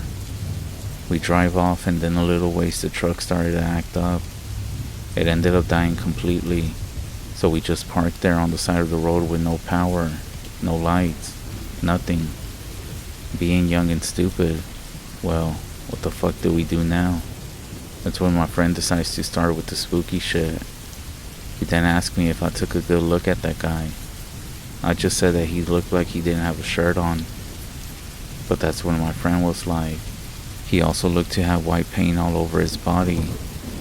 And he also had some feathers around him, on his outfit, or whatever he was wearing. Now my friend had a better look at him because the guy was standing on his side of the road. Plus when I slowed down to give him a ride, he had a good view of him. That's when we both got quiet, because we both knew this wasn't normal. We were both terrified at this point, sitting there with no power to the truck. Somehow, a few minutes passed by and I picked up the courage, and I jumped out of the truck and climbed over a fence that was there on the side. I broke off a whole branch to a big cedar tree. I lit it on fire, and I started to smudge ourselves, and the whole truck underneath, inside out, the whole time while saying some prayers. My friend just sat in the truck all scared. After a while, we just stayed there in the truck all smoke-filled, and the whole time not one vehicle drove by. We were all out there alone in the dark. Finally, the lights in the truck slowly started to come back one at a time. The dash lights, the headlights, the blinker lights, everything came back on. We started the truck, but it barely came back to life also. The truck had lost power. We couldn't make it back to school. But my friend had relatives living down at Chinley, and it was all downhill. So we decided to get the hell out of there, and we didn't want to run into that guy again. So we ended up coasting most of the way down, and we stayed at Chinley for the night. I was never able to fully fix my truck. Something strange happened to it. I mean, it would start up, but it just never ran the same again. A few months later, I ended up getting into a car accident, and the truck ended up totaled. When we had it towed back home, we parked it at my auntie's house. That same night, the dogs were barking out there. Maybe they were barking at the truck, or maybe something else was going on with it. Anyways, this all happened at Del Muerto, Arizona. Do I think it was a skinwalker? Maybe, maybe not. Was it an evil spirit? Possibly. All I know is that we ran into something on that crazy winter night, and I hope you all don't ever run into something like that. Before I go, I did run into my friend again a few years down the road.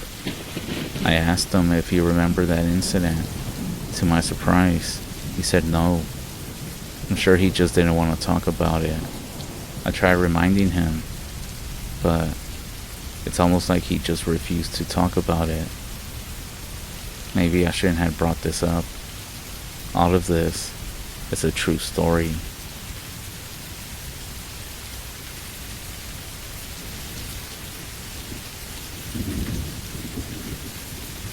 This happened about 2 months ago, and I live around 150 acres of land in the south, and you don't really have neighbors.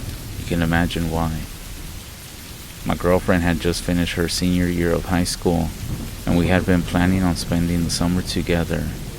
She was going to end up going to college, and she wouldn't have as much free time. I woke up and got a pot of coffee going, just like I normally do. I turned on the news and waited for the coffee to finish brewing. For some reason, I began to feel uneasy. or maybe a sense of that something was gonna happen that day. Something was off, but I just didn't know what it was. I finished my cup of coffee, and then I hopped in my truck and began the trip to go and pick her up. I wasn't exactly excited about going to get her, as I do have a bad back, and driving for over 20 minutes causes a lot of discomfort. Now you might be asking why she didn't just drive herself over to my place. You see, her car isn't reliable, and she was having a bad alternator issue. So I finally get to her place. She gets all her stuff and we head back to my house. As I drive down the long gravel path to my home, I get that feeling again, that something's not right. I ignore it and just continue. We get back to my house and we go inside. We get her things situated. My mom had a day off from work, so I decided it would be nice to make us all a big breakfast. I fry up some bacon and eggs and make some biscuits and gravy. We finish everything up, and my girlfriend and I, we decide that we're gonna head back through the woods to a part of the creek that had a small bank cover in sand. So going into the woods without a gun is a bad idea. I grab the shotgun and some rounds and we get going. As we're walking through the woods, that feeling of dread comes back, and it's worse than before. I almost wanted to say that we should go back home. I wish I had. We get to the quote-unquote beach, for a lack of a better term. We hang around, and after some time I say we should start heading back home. As soon as I ended that sentence, we hear some noises in the distance, some shuffling like if somebody's walking.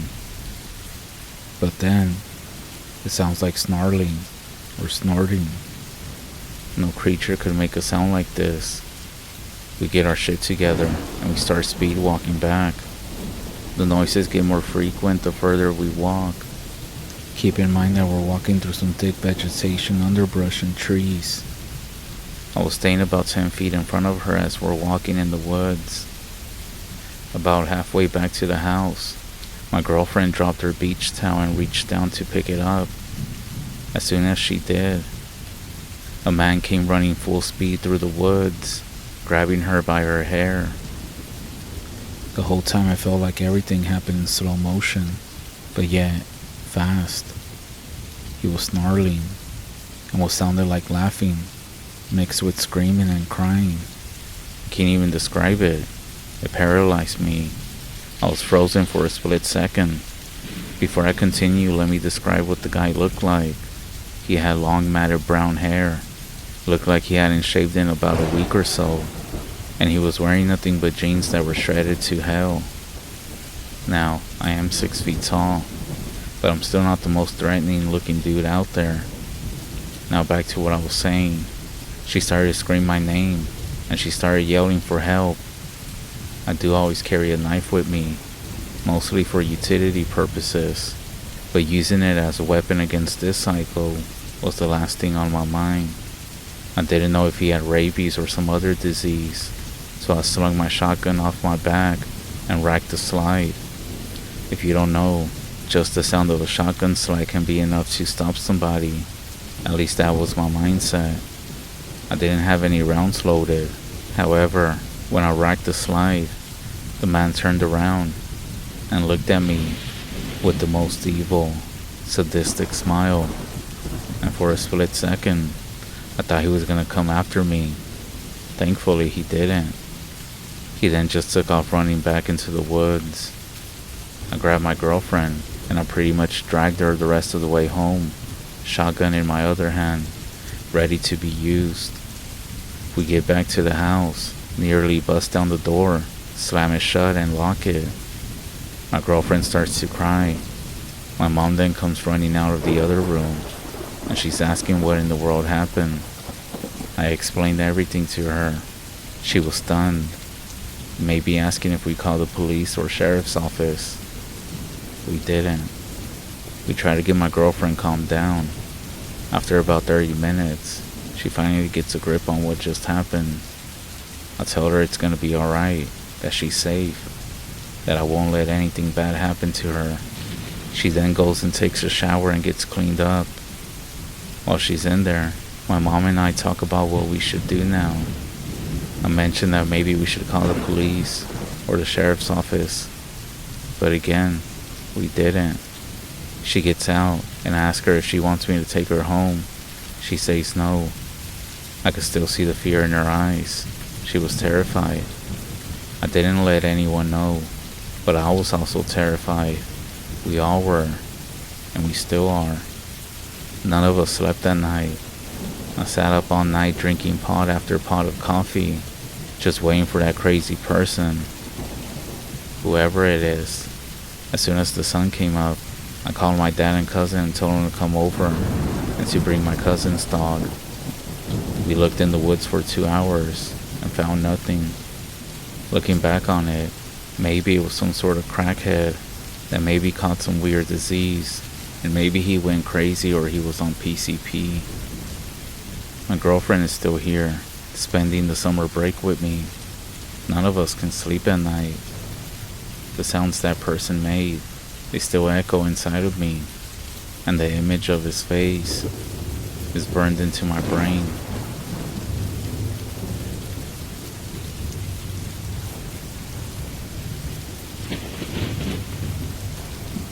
Have you heard about the mocking spirits on the REZ? They twist and copy ceremonies, and they are basically tricksters. They say that if you take something from one, you are taking a piece of their trick with you. I'm not sure what that means, but that's why clowns creep me the fuck out, because everybody says that's what they look like. I haven't came across one, but my friend did. She said that during the grand opening of the Wind River Casino in May of 2008, she was working a graveyard shift, and like she normally did, always stopped in the gift shop to talk with her other friend, who also worked there.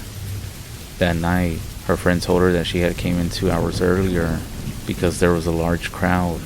Her friend told her that she overheard customers talking about a clown that everybody thought was an employee out in the parking lot, making and giving out balloon animals. Just as her friend tells her this, they see a white lady walking inside the casino, holding one of those balloon animals, which was of a dog. They approached her to ask her where she got the balloon animal from. They didn't know anything about an employee dressed as a clown and make some balloon animals. When they asked her, she said, "It was given to me by your clown outside in the parking lot." They both just looked at one another, confused, and told her, "Clown? We don't have a clown." They went out and looked for it, but they didn't see anybody. Weird. Maybe he left. Later that night, around 3 a.m., as people were leaving, security got a call about a clown in the parking lot. When they went outside, they saw a clown standing by a brown pickup truck. As they walked towards them, the clown began going around other cars, ducking and getting further away. By the time that the security guards reached the end of the cars in the parking lot, they couldn't find the clown. They looked everywhere, but it was nowhere to be found. What do y'all think this was? Let me know.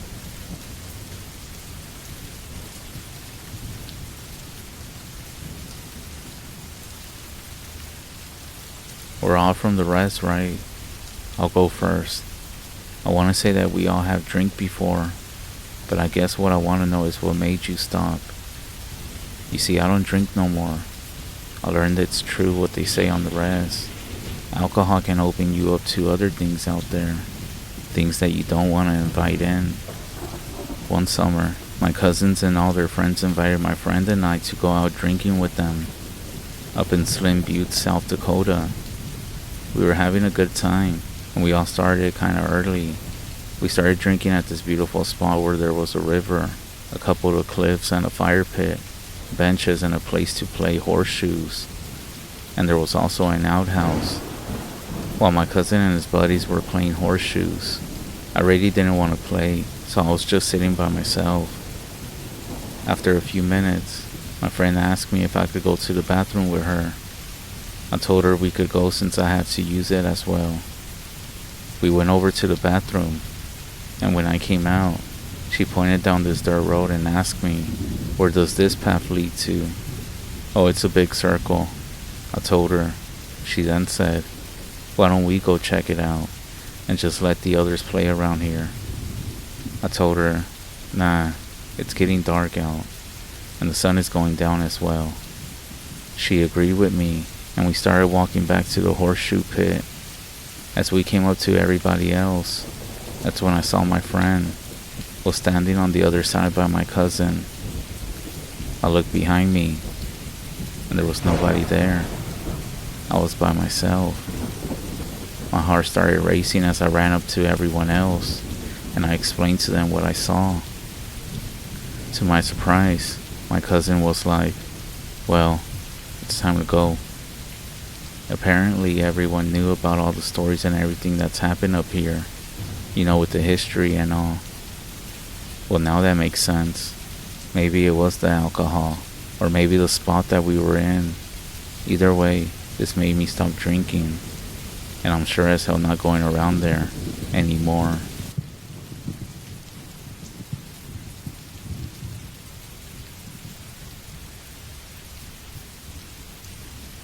You might not believe what I'm going to tell you about what happened on the Hopi REZ back when I was younger, and that's fine. But do take it as a warning, even if you don't believe what happened here. I do think people who come across certain things on the REZ, they seem to be targeted because they saw something or came across something, while others who have basically lived in ground zero.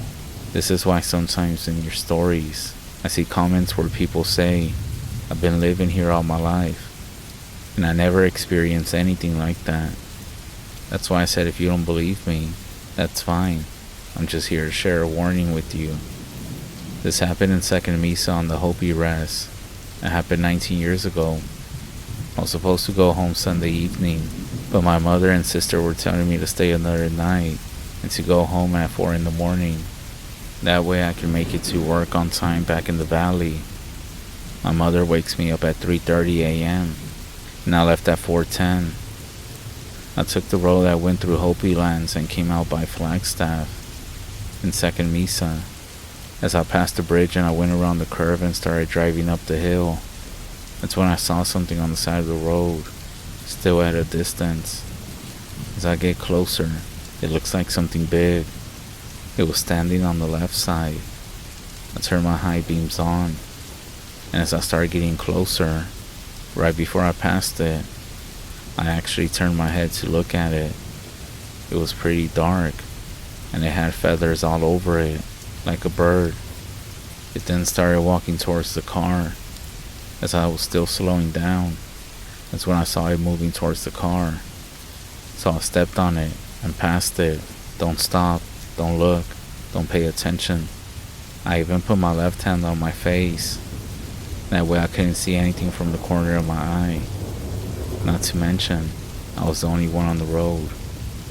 Here's the creepy part. And I swear, I'm not making any of this up. I guess I must have blacked out or something, because I passed my turn and kept driving, because apparently I went up to Mesa, which I don't remember driving that way. As I was going down the other side of Mesa, that's when I woke up. Not only that, I was driving fast, doing about 100. I screamed and slowed down. I started breathing really hard, and my hands were shaking at this point. After I calmed down, I kept going, but it was weird. It was like one moment I'm passing through whatever that thing was on the side of the road, and the next moment I'm waking up going about 100. Nothing else happened on the way back, but I was definitely creeped out. And about 1 week later, I had a car accident. I hit the side window, and my face was all bruised up. Weeks went by, and I told my mom's neighbor, and she told me that she's heard about something flying around at night on the Hopi REZ. I really don't think it was a Skinwalker, because of someone that I talked to. I won't mention his name, it'll stay anonymous, but he basically said that most likely what happened is that there was a ceremony going on around that time or day, that maybe the figure that I saw was a person, and he was trying to warn me to turn back around. And instead of listening, I actually stepped on it. He said that some ceremonies on the REZ are done on certain times of the year, to the point where they close off highways. In one of them, they call back all the ones who have died, to the point where even some officers see some weird things as well. Of course, this happens when they're out on patrol. It's so serious that even outsiders have to leave the night. He told me that you can tell when ceremonies are going on in the REZ because of how the dogs start barking. So don't drive at night. And just because you see something on the side of the road at night doesn't mean that it's a skinwalker. Sometimes you just need to mind your business and just stay indoors at night. I'm not telling you to stop or anything if you see something at night. I'm just telling you to avoid the night, especially if you live out here on the REZ.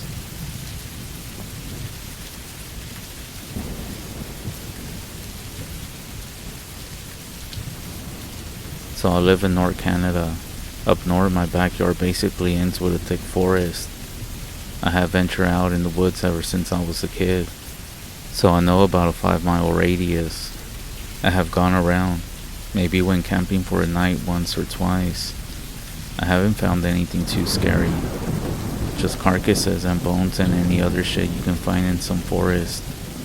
Only once did I ever think of something you don't just come across. A circle, or stomped out grass. Like, not the feeling of the circle was stomped out, only the outline. And it was dotted too. It must have taken a long time, since the snow was out of the circle too. Almost like if someone took the time to actually do it. I was only around 12, so I didn't really think too much of it. The snow eventually covered it up, and I forgot about it. This year though, I think I found something related. I am 23 now, and I still live here. My father died some years ago in a car accident, and my mom now lives in some elderly home for disabled. She never fully recovered after losing my father. I have 2 siblings, so it's always just me and my cats. Now on to the incident. I was out in the woods as always. I go out as much as I can. I guess to relieve stress or some good old-fashioned memories. I'm not sure. It just clears my mind and I can forget about the fucks of life. I may have ventured a bit further than I always do, and my mind was in a dark place at that time. Let me just say that I don't have much luck with the ladies or friends, and I guess I was a bit depressed. It was still early afternoon, and there was quite some light even in this dense forest. Admiring the scenery, I just realized that I don't really know where I'm at. Sure, I know the general direction I came from, but I have never been to this area. I was just about to turn around when I saw something that brought back memories of that circle. The snow was gone, and there were stomp marks on the ground. I went on to investigate. I realized that it couldn't have been the same circle. It was much further than I would have gone as a kid. But how did it get there? The closest neighbor is miles away. It was on a clearing, so I thought it was some landmark for airplanes. I know it sounds crazy, but I was alright with my theory back then. I stayed there for like 10 minutes, but since there wasn't anything interesting, I left it to that and went back home. I remember having some trouble finding my usual way back, but I got home before dinner time. I fed my cats and went to sleep. Nothing really interesting happened for weeks. My problem is that I have nothing to do. On weekdays I work. On weekends I went hiking. I've been doing it for years, but just out of nowhere, I got bored of it. I couldn't really tell why, so I started thinking about things to do. Maybe I should write a book. Turns out it was a shitty idea. It's not that I'm bad at writing, but I had nothing to write about. I didn't want to be like most fantasy writers, but dramas and crime stories seemed boring to me. Apparently, my only escape from writer's block was Who would have thought? The damn forest. So there I was again in the woods, with not a single goal in mind. I just continue on. Maybe I should draw a map and make money from it. I'm pretty sure satellite images can penetrate the leaves. Now why would anyone need a map of this forest? I wasn't sure. There were no ruins or buildings or anything. Just a bunch of woods and trees. Nevertheless, I took on this project. Some months passed and I had a pretty accurate map of the radius. At least the part that I knew like the back of my hand. I got so caught up in it that I wanted more. And so my new idea was camping out on the edges of the map and then do some exploring. This way, the map would quickly expand. The pattern was as follows. I pack up my stuff and choose one of my trails. I camp on a clearing as close to the unexplored habitat that I just can. I inspect the way that I came through on the map. I do some fixing if I need to, do some more exploring, but always get back to camp before sundown. Make sure no animals will start fucking with me, and watch the fire. I do some sketches on the area that I explore, and I repeat until the map was good enough. Aside from encounters with wolves and a bear once, nothing too extreme happened. I always brought my shotgun with me, so I felt pretty safe. Now one night, when I was laying in my tent, trying to get some sleep, I heard it. A soft, thumping sound.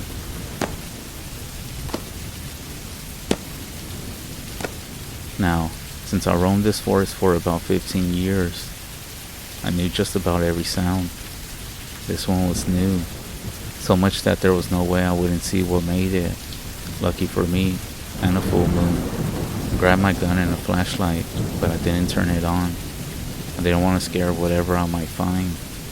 I also read once that hunters climb trees to look around, so I went as close as I felt safe, and I started climbing. I didn't see what made the sound from the ground, but once I got up, I had a clear view, and I almost crapped my pants. There were some naked people, standing in a perfect circle, stomping on the snow. My first reaction was to scream, but I stopped myself. I was sure that if I did, my life would most likely end. I didn't even dare to move as some of them were facing my general direction. I couldn't see their eyes, but I was pretty sure that they could see me. So I stayed on the tree for the rest of the night, just watching them. After accepting my situation, I found that I was actually inspecting them. They didn't do anything other than stomping on the ground. It was so cold that I was shaking, but they weren't. Not even when the wind was storming through the forest. Not even when the snow started falling. I didn't even notice that the moonlight had faded, but I could see them. At this point, I'm pretty sure that something was wrong with them. Up until it started snowing. I have never been out in a storm, and I don't plan on staying out here. I had to move. If I don't, I would freeze to death. And if they came after me, I still had my shotgun, so I jumped down and ran. To be more accurate, my face planted the snow. Then, I power crawled to my tent. Through some sheer luck, I tell you. I got back to my tent. I started a fire. It was hard in the snowfall, but the charcoal was still hot. But I was able to live and die another day. For the next month, I stayed out of the forest. I even thought about ditching the map project, but for some reason, instead of doing that, I just marked about where I had seen them. After thinking a bit, I marked the other circle too. I tried recalling the very first time that I had seen it, but I couldn't remember. It must have been way closer though, so I just made a big circle, guessing around what area it was. I had no idea what I saw and who they were, but I found myself wanting to go see them again. I guess curiosity was getting the best of me. The map had a new purpose now, and so did I. I had to know. So I started going out in the forest again. I always camped near the two circles, but I didn't see them or hear them again. Some nights I thought I did, but when I got up to find them, the sound would stop. I was sure I was just hallucinating, or something. I even lost sleep over this, so my routine had to change. Sleep during the day, and go out to the forest at night. I knew that it was dangerous, but I had just recently lost my mom as well. I had no friends, no girlfriend, no close relatives, just me in the forest, so I guess I didn't have anything to lose. After about a week of this, and not finding them, I figured out that they associate with the moon cycles. I have seen them during the full moon, and looking back at the day, my previous circle finding was after a full moon, so I ended up making a moon calendar. I did have internet access, and even tried looking up these secret cults or naked people marching in place in a circle, not trying to miss them if my theory wasn't right. I explored the forest every night. I even stood out camping for a few days. There were plenty of mice in my house, so I knew my cats would be alright. Then came the big night. I went deep in the woods as far as I felt safe, and I stood up all night. The moon wasn't out this time, but it wasn't snowing. I was worried that I would miss them. Thinking about that night still scared me, but now I had a feeling that they are the prey, and I am the hunter. Maybe half the night passed and nothing. I was so fucking curious that I left my tent. I'm not sure why. I just started walking again.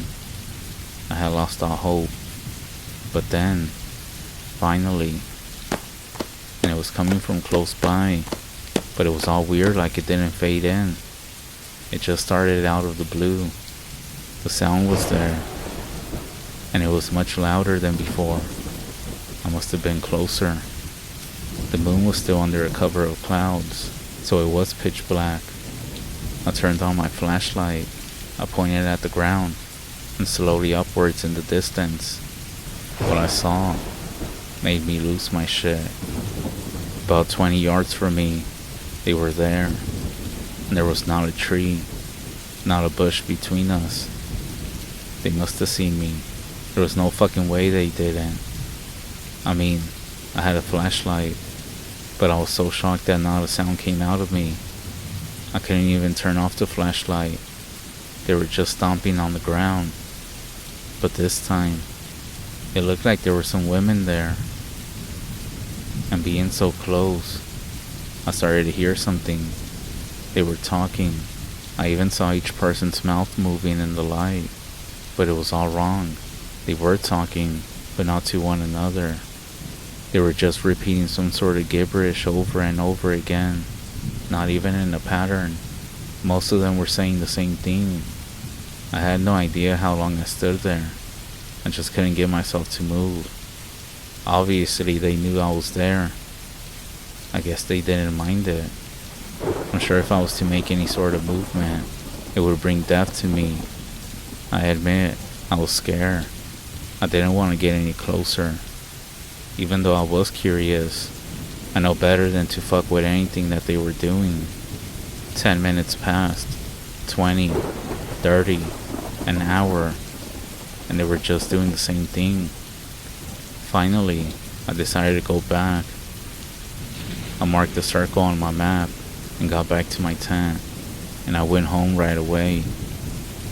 I was right. They appeared around the full moon. With this discovery, I changed my routine yet again. I stayed home and worked between full moons. Months would pass by, and every time that I saw them, there were different people there, also saying different things, and even how they moved. For example, sometimes there were more than one circle. Two of the people would change places, then in the other, they didn't stop. They would just stand there, looking straight ahead. Then came a very big event, a lunar eclipse.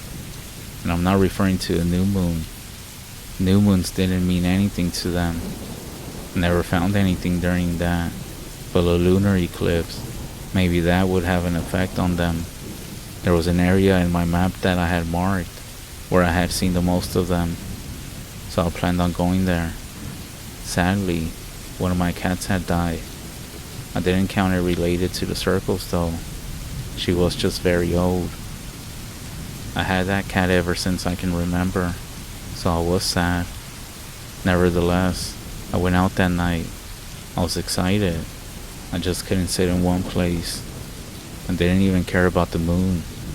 I shined my flashlight all over the forest. I guess they didn't really care about me being there, because they didn't pay attention to me. I finally got to the area that I had marked. As I got closer, I could hear the thumping sound, but it sounded a bit different. It seemed way louder and out of rhythm.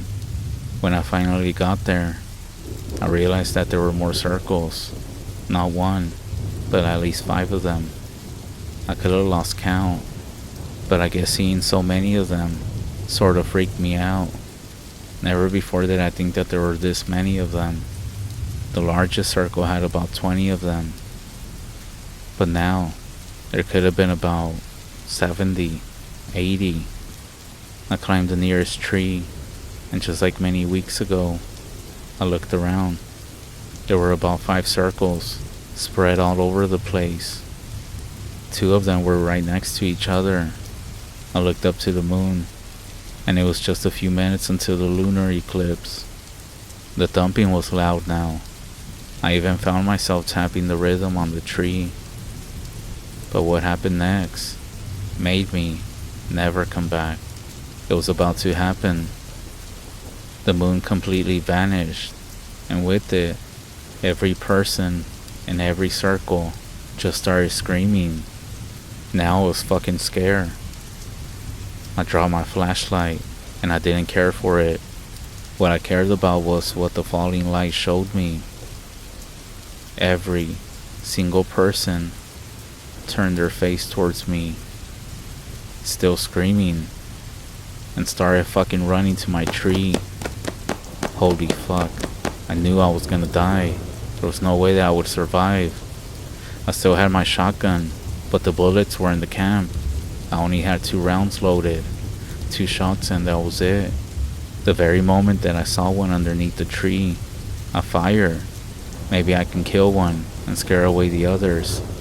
But my plan only half worked. The one that I shot did die, but the others didn't give a fuck. Some of them even started eating the body. I was fucked. Lucky for me, they couldn't climb the tree, but in return, they all started shaking the tree. They're all still screaming at this fucking point. I shot another round, but I missed completely. Out of desperation, I threw down my gun at them and I tried climbing higher.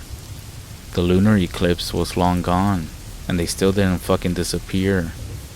In my clouded mind, an escape plan popped up in my head. I could jump the treetops to home and call the police. I didn't know what I would tell them, or even how I would go back inside my home with these freaks following me. Oh well, fuck it, what option do I have? Obviously, after a second jump or so, I fucking fell. When I did, I knew I was gonna die. They just stood there, around the tree that I was originally on, still screaming, and just looking at me. Maybe they lost me when I jumped, and were satisfied that I was leaving. I had no idea. I still saw them in the light of my flashlight, but I didn't care. I got up and ran. I ran like if these demons out of hell still chased me. I was about 3 miles from home. I ran all the way back. By the time that I got home, it was basically early morning. I got in and locked the door. I didn't even call the police. And I never went back, at least that deep into the forest. This whole experience still scares the living shit out of me. I'm sure that if they somehow were able to track me down, I would die. What makes it even worse is that about a month later, I found my cat, dead. Somebody had hanged him in a tree nearby. Was it those people who I saw? Maybe. But then I also started getting some creepy feelings. Not that it was true, but for some reason, I felt like at night, people would be standing outside my window, looking in. I put the home up for sale and decided to move away from those creeps who live out here.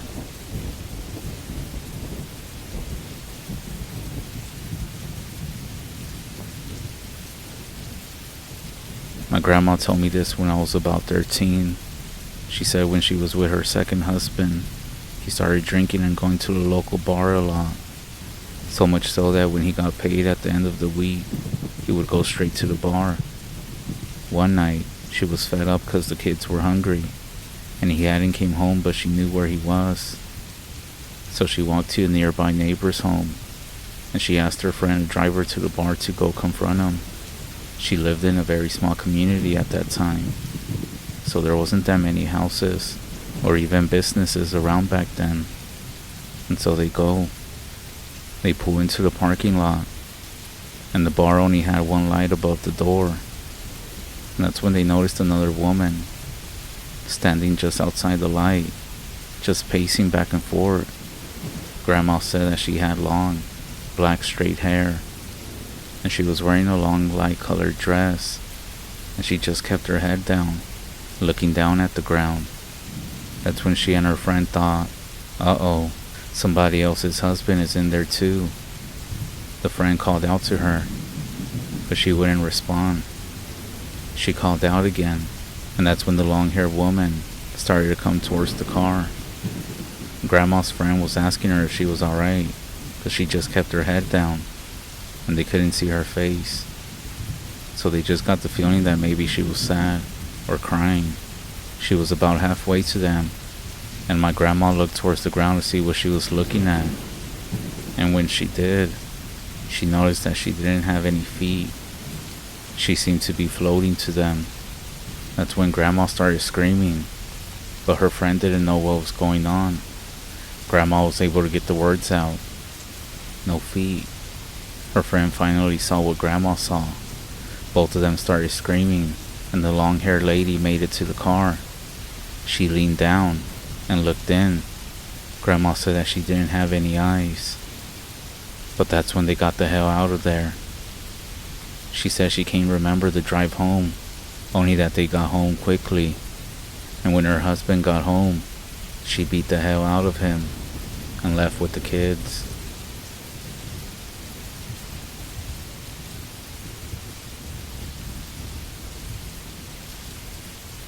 This is a story that my father has told me a few times. My dad is a logger, one who operates a tree saw, which is basically a giant machine that is capable of cutting down massive trees and then cutting them down to a specific size, which means that he spends a lot of time alone in the deep forest. The way my dad's logging crew was set up, he would be told where he's supposed to cut down trees. He would then go do it, and then he would get paid based on the amount of trees he cut, not on how long it took him.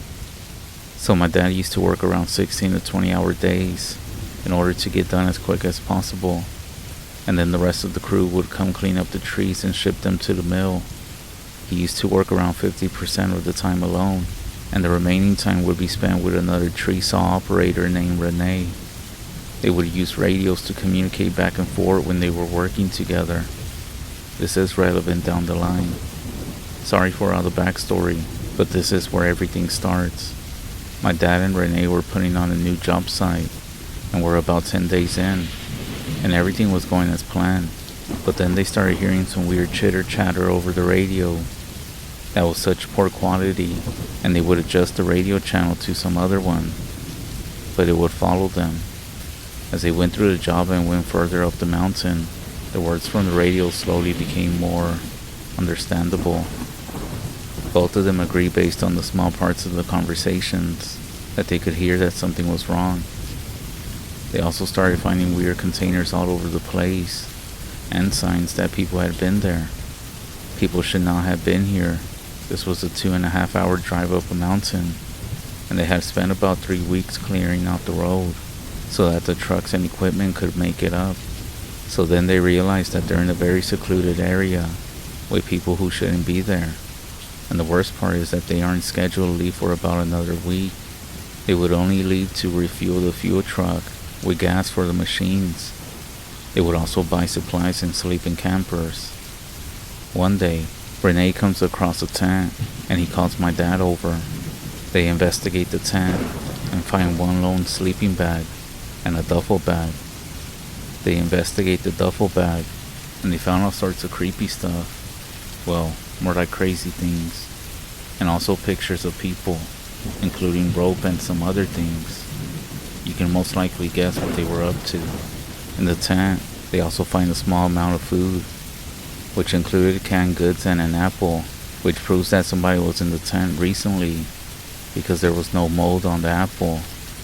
Now they realize that they're on the mountain alone with some really fucked up person.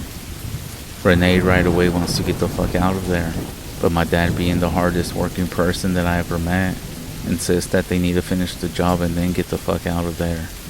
They then decide that they're not going to talk over the radios unless it's an emergency and see if they can hear something over the radio. They are now in close enough range of whoever has been talking over the radio to hear the conversations between the two men about collecting water and wood for the fire. Nothing abnormal, except for the fact that these guys don't fucking belong here, and that the tent was also theirs. At the end of the workday, my dad hears them on the radio talking about one of them collecting brush for a fire. My dad then hops on the radio and he attempts to communicate with them about what the fuck they're up to. I believe he said something about, "Who are you and what are you doing here?" After he said this, the conversations between the two men stop and they never pick up again. That night, Renee wakes my dad up and he whispers for him to get his gun.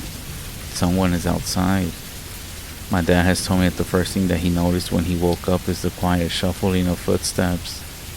My dad fumbles for his gun and he finds it, but then he realizes that he doesn't fucking have it loaded and has little clue where his rounds are.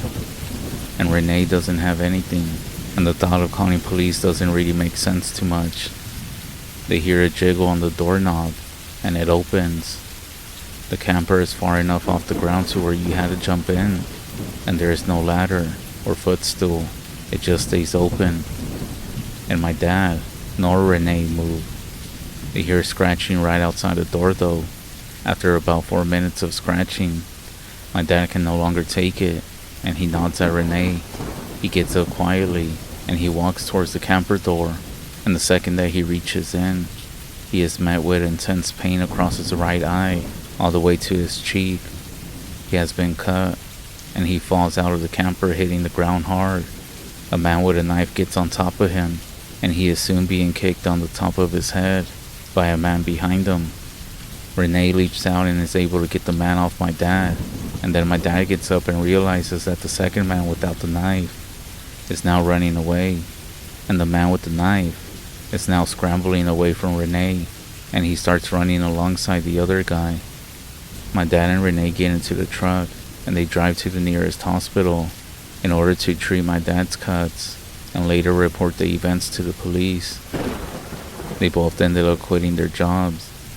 2 weeks later, as the rest of the logging crew was finishing up the job, one of them was found gagged, bound, raped and murdered, and thrown into a ditch about a mile away from there. And to this day, no one has ever been convicted of these crimes. My dad can also barely see out of his right eye, and the pupil is disfigured, and it looks more like a cat's eye than a human's eye. He suffers from PTSD from these events, and he's never slept a good night since that day. Now, mind you, this took place in 1996. Reading other reports and other stuff that my dad told me is that the man that was abducted, he had hopped out of his machine to go pee, and that's when they got him. The police never investigated what happened on the mountain. They said it wasn't their jurisdiction, and it was also too far away. They only investigated once someone was found dead. Also, my dad doesn't really lie about stuff like this. He also does have a cat's pupil, and I also remember him waking up in the middle of the night, screaming, all throughout my childhood. Maybe you can find something of the stuff that went up there. It happened along the north part of the Idaho-Montana border, if that helps. The people were never arrested for these crimes. were they arrested for something further down the line? I'm not sure. Another thing that my dad suffers through is that he does have a partner that he sleeps with. However, he has to sleep in different beds because of his night terrors. We hear stories about monsters and some creatures being encountered up in the deep woods. But people can be scarier.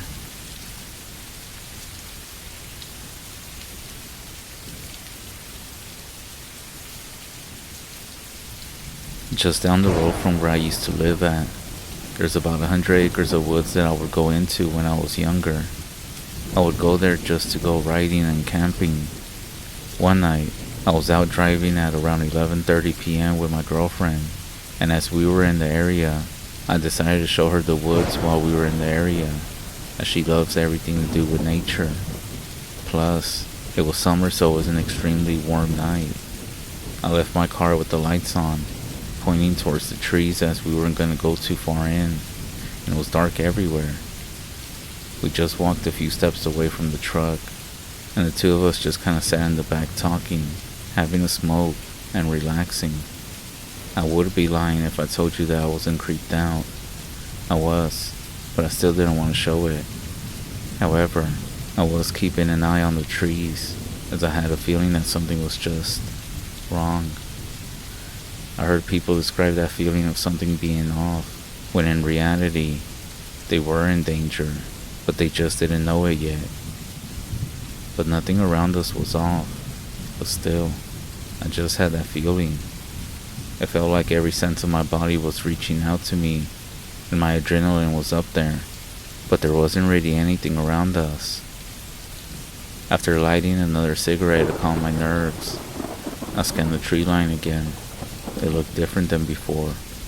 It was only after staring into the dark that I saw that there was moonlight now, and it was lighting up the grass where it couldn't before. There was also a black shape blocking it. That before I thought was a tree. It creeped me out a bit, especially when all the sounds just stopped and everything went dead silent. And just like that, that disgusting feeling of dread fell over me. That's when I saw something moving in the dark. It looked like something was crawling towards us on all fours. I have seen just about every animal, and it still kept moving towards us, so I knew it was dangerous, since it wasn't hiding itself from us, but just slowly crawling towards us.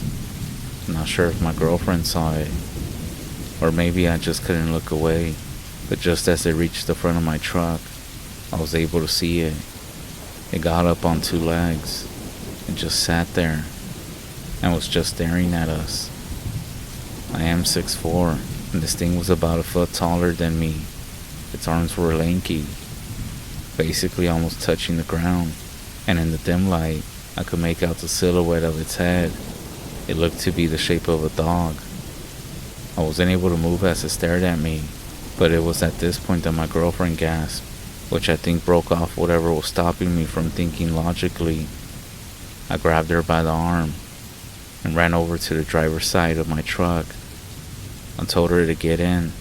I slammed the door and tore out of there as fast as I could, both of us too scared to speak about anything. A few hours after, we did talk about what we saw, and we both agreed that it was something supernatural that could basically end us if it was wanting to. We haven't been able to come up with any explanation for what it was, but it has definitely changed the way that I view the woods now, especially when I go camping or hiking now. I think back to that, and I do wonder what it was, and if I will ever see anything like it again.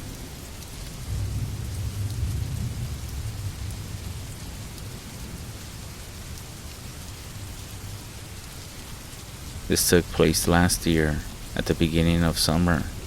I was with my mom, headed down to my nana's farm to visit for a weekend. For some context, she lives on a farm way back in the country, right at the foot of a mountain in South Carolina. It's a very secluded area, so the roads are badly maintained and barely wide enough for two cars to pass one another. The houses are also spread out and set far back into the tree line from the road. so there's very little light besides the headlights of a car. So my mom and I are driving, her in the driver's seat, and I was the passenger. It was around 11 p.m., and we're about 15 minutes out from Nana's. We're deep in the woods with the radio down. We come into the stretch of the road in a heavy wooded area, and suddenly, this blur of a creature darts out across the road, right at the edge of our headlights. It was moving pretty good, but both me and my mom were able to get a good look at it, and both agree on what we saw. It was the size of a person, or maybe it was just a bit bigger, but we couldn't make out the head. But we do remember it looking skinny, almost like its rib cage was poking out. The reflection of light made it hard for me to tell color, but my mom said that she remembered it to be dark, and she didn't see any fur, nor any hair. It had long limbs as it moved across the road. It also didn't run the way a dog or horse would, with all four legs. The best way to describe it would, it was using its front limbs to pull itself along, and it was also moving pretty fast, almost like it couldn't walk. However, we both said something along the lines of, "What the hell is that?" as it crossed in front of us. As we got up to where it had crossed, I turned to look at it, just as it got to the other side of the road and out of our headlights. And I swear on my life, it stood up and ran. Not like a dog on its hind legs. It was definitely bipedal. That's when I screamed out that it stood up, and we both started getting nervous.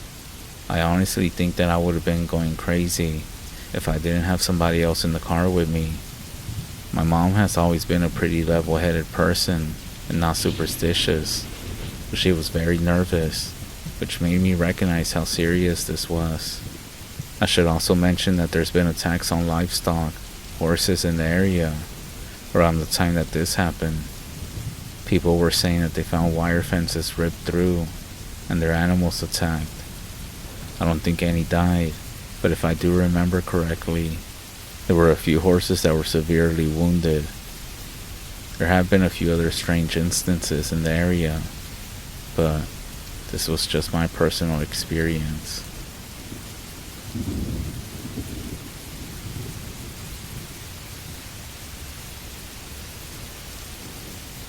Remember your roots and the rules. That was her favorite saying. Before I got married and moved out the REZ into the city, I remember my grandma telling me during my wedding, which was the last time we spoke, she said, "No matter where you go, sweetie, always respect the traditions. Remember your roots and the rules." And, well, one of the rules that she told me, the one that I forgot and let it slip out of my head, was, whatever you do, never open the door at night if you hear knocking, and never go into a house where someone has died. So the story that I'm going to tell you, it's an experience that I'll never forget, and after seeing what happened, I hope you can learn from my own mistake. So I did keep the traditions and rules in my mind for a long time, and trust me, I stood strong on these beliefs. When me and my husband were house hunting in the city, there were a few houses that we actually liked, but I stood my ground and refused to move into those places because of the background of them, mainly because someone had died there. We eventually did find a house, and after about a decade, with life moving so fast, technology advancing so quick, and everything else going on, my traditional beliefs started to slip away. People do let you down, and life isn't what you expect it to be. I ended up getting divorced and moving back to the REZ. After I split up with him, he ended up staying in the city. He wasn't actually Navajo. Well, actually he was, but he was born in the city, and so that's where he stayed. I ended up moving back to the REZ. By this time I had 3 beautiful children. I was lucky and found a house. It was a 2-story house with the master bedroom upstairs and the other 2 rooms downstairs. So it was a pretty big house. I mean, at least for me. I'm sure some of you listening to this might think that's not a big house, but over here in the REZ, everybody is poor, at least in the area that I was in, including myself. So anyways, I ended up meeting my neighbors, and we started hanging out because they also had kids that were the same age as mine, and we became pretty close. Then one day, randomly, we were hanging out, and my neighbor asked me how I could stay there. I asked her why she was asking that, and she told me that the person who used to live there had died in the house. That's when it clicked as to why she wouldn't come over, and why it was always us going to her place to visit. I did end up asking how the man died, and she said that he drank a lot and died from alcohol. He was the only person who lived in this big house, so no one knew he was dead, and he had apparently been dead for a while, until his family asked for a welfare check. When they found him, his body was decomposing. She asked if anything strange has happened, and I told her no, nothing really. I asked her why she would ask that. She said that a lot of people come and go, but never stay too long there, and that she's also heard stories. I didn't ask because I didn't want to get scared, and she didn't offer to tell me the stories. We just left it at that. So one day it was getting late, and I was getting tired, so we walked back to our place and we were getting ready for bed. That's when I heard a knock on the door. So I went to answer it, and when I opened the door, there was nobody there. This happened a few times. I just thought it was kids playing around. Then one night, it wasn't really nighttime yet, but it was starting to get dark. I heard the same thing. I was too tired to play this game, so I just laid in bed without answering the door. And the next thing you know, somebody was banging their fist on the door, really loud. I got worried, thinking it's an emergency, so I jumped out of bed and ran to the door. It was my friend, and also her husband. They were telling me to get the kids and that I would stay the night with them. I asked them what was going on, and she said, "I'll tell you when you come with us." So I got the kids and a few of our things and left with them. When we got to her place and put the kids to bed, she and her husband sat me down and said that I would stay there with them until I could get someone to smudge and bless the house. I asked why, and she said that they were outside, and they said that they saw the man that had died there come up to the door and walk in. They said they saw the lights upstairs turn on, and he was walking around.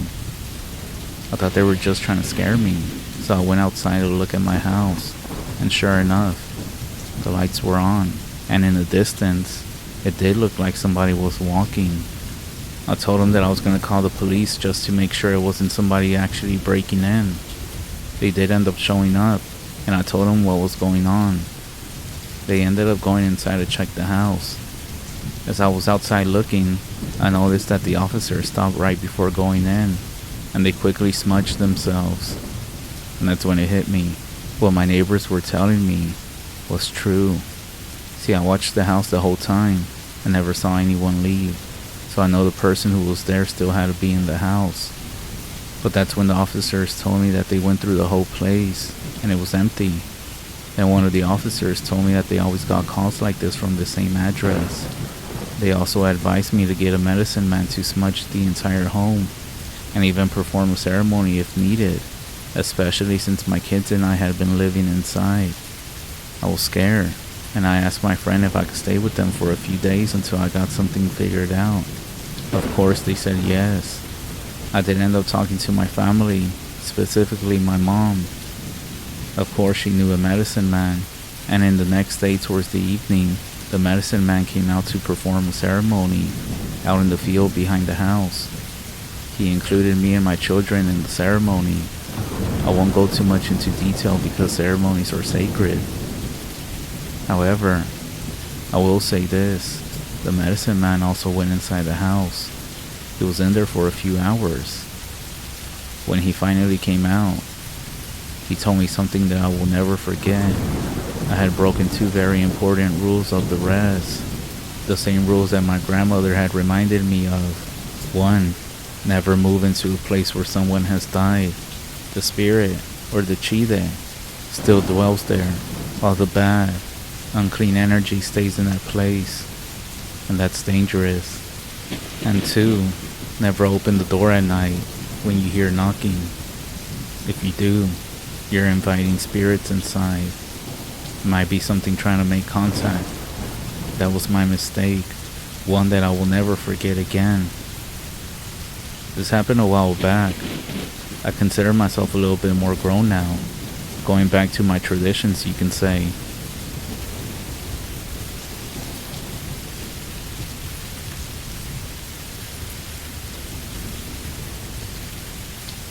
My great uncle James, or Jim for short, and my grandpa were best friends since they were little kids. This was mostly on account of them being identical twins and spending nearly every day of their lives together until they were about 18. It was the 50s, and tensions were high in Tucker County after the coal mines that had opened near the surface. After the huge fires in the 1910s had mostly dried up, larger coal companies moved in to take advantage of the area's natural resources and make deeper coal mines. Nobody local could really do this due to the lack of industrial drilling technology. So Jim and my grandpa went to work in one of these new super deep coal mines.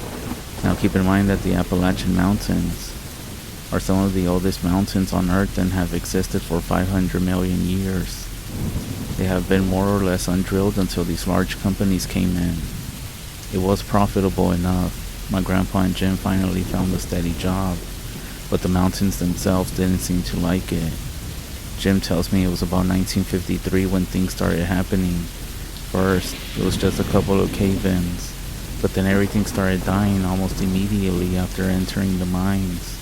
Birds and small animals around the entrances would just drop dead. Frequently, silicosis cases skyrocketed, but the nation needed coal, and 500 million years worth of compressed carbon-based life could power anything, just about everything at that time. So the mining continued until it couldn't. One day, a big saw that was used to actually obtain the coal was found shattered, broken. This was attributed to a sudden change in temperature. People thought that the fanning system used to circulate the oxygen had malfunctioned, but until the saw was fixed, all the mining had to stop. After 2 weeks, the pay the workers were receiving had also dried up, and my grandpa and Jim decided to take things into their own hands. With 6 other men in tow, they descended into the mine under the disguise that they were mechanics, saying they were mechanics hired to fix the saw. Once they got down to the lowest level, it was chaos. The crow that was brought in, since smaller birds were dying so quickly, crows started going crazy. And not only was the saw broken, the conveyor belts were ripped to shreds. Huge holes were made into the walls, the floor, and the roof of the tunnels, and all the machinery was broken. This couldn't have been attributed to the work of a malfunctioning fan system. Obviously, the party ends up leaving the mine and comes back a day later with pickaxes, guns, and other stuff that could end up being useful in trying to figure out or get rid of whatever was doing this to the equipment. However, on the way down, the elevator got stuck a few feet short of the entrance to the lowest level. Climbing out, the group noticed that the elevator shaft was now blocked off with huge rocks. Nearly all the lights were off and broken, and the equipment was even further mangled. They noticed a set of human-like footprints.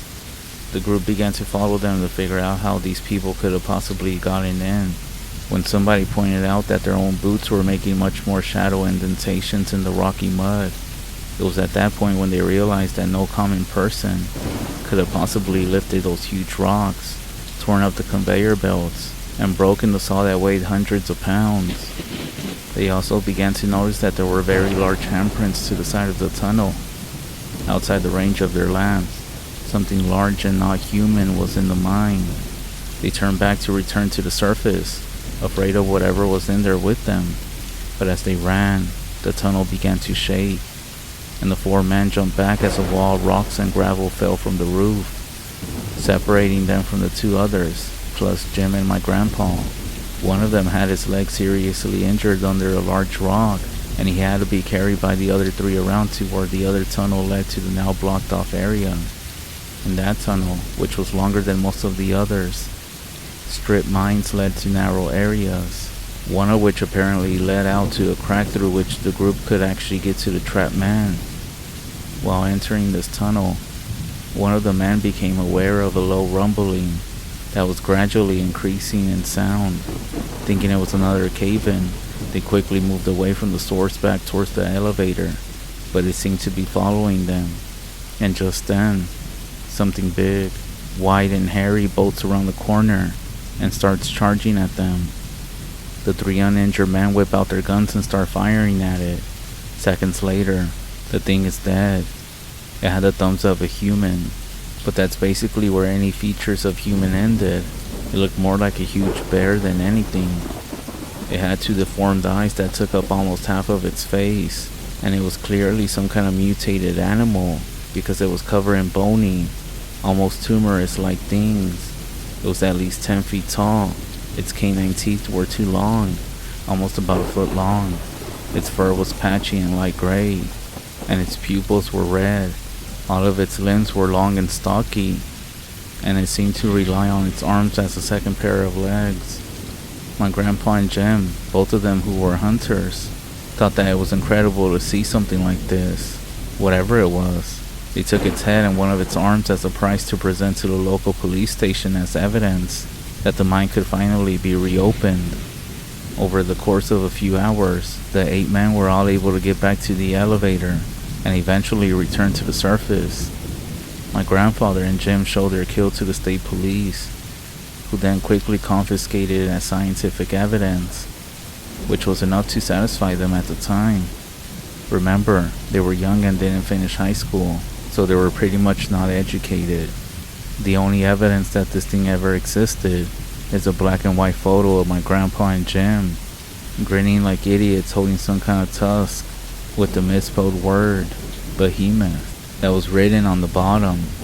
I'm not sure if people will believe this, but if I were you, I wouldn't go anywhere close to the Appalachian Mountains, the trail, or any small towns around there. You never know what else was down there that has came out to the surface.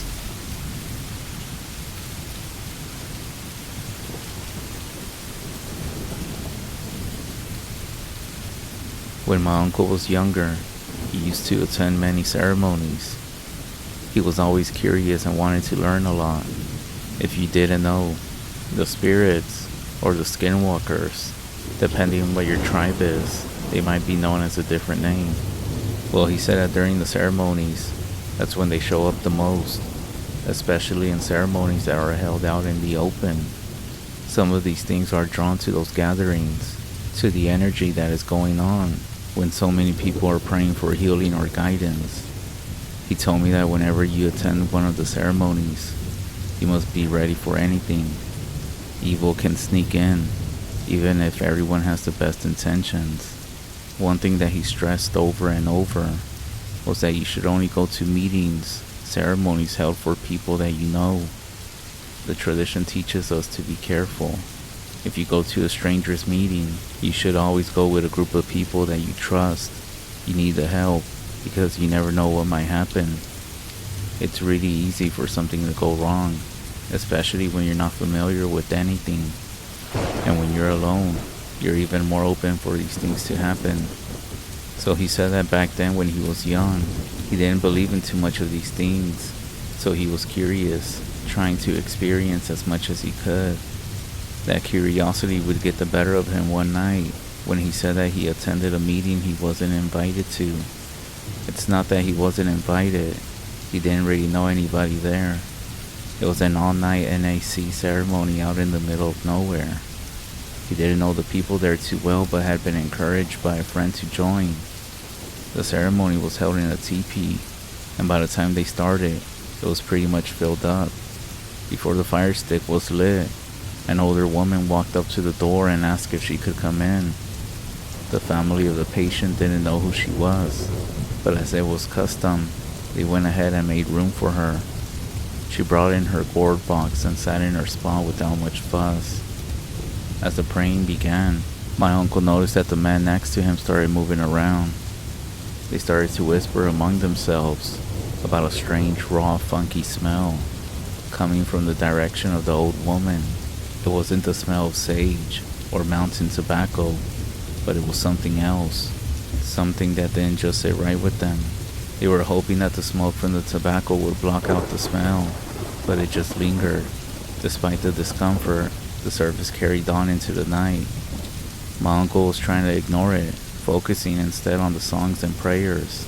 But as the hours passed, something about the old woman started to seem off. She couldn't sit still. She was just moving her body from side to side. At one point, my uncle said that he saw her leg twist unnaturally, almost like a pretzel. My uncle blinked, thinking that maybe it was the medicine that was affecting him. But then it happened again, and he knew it was the woman. By around 3 in the morning, the singing was going on, and the prayers grew more intense. That's when the old woman started acting really strange. As the roadman began a powerful song, the old woman raised her arm in the air, calling out praises to Jesus and God. But she was doing it in a mocking way, something you don't really hear at one of these ceremonies. Then, she began hopping up and down, no longer looking like the fragile old woman who had entered the teepee. The songs did continue, and as they did, the old woman's behavior became more weird. She started making weird noises, hand movements, and shouting that the devil was outside, laughing, waiting to ruin the family of the patient. Fear swept through the teepee. As she was shouting, the people kept their heads down, praying even more. My uncle then said that the strangest thing happened. The old woman suddenly stood still.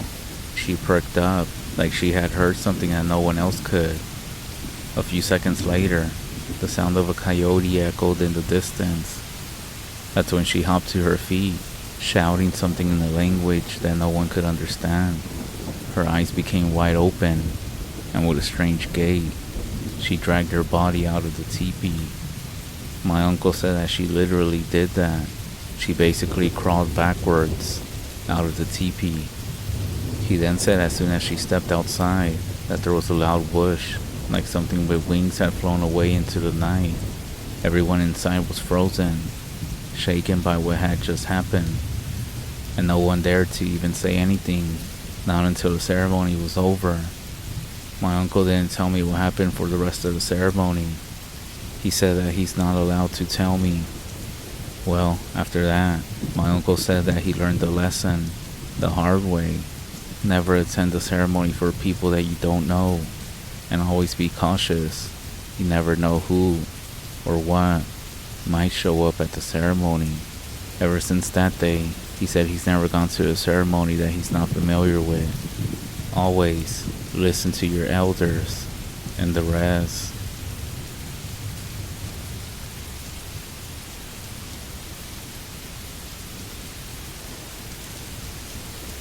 Wyatt was on duty that first week when the cinema closed due for the quarantine.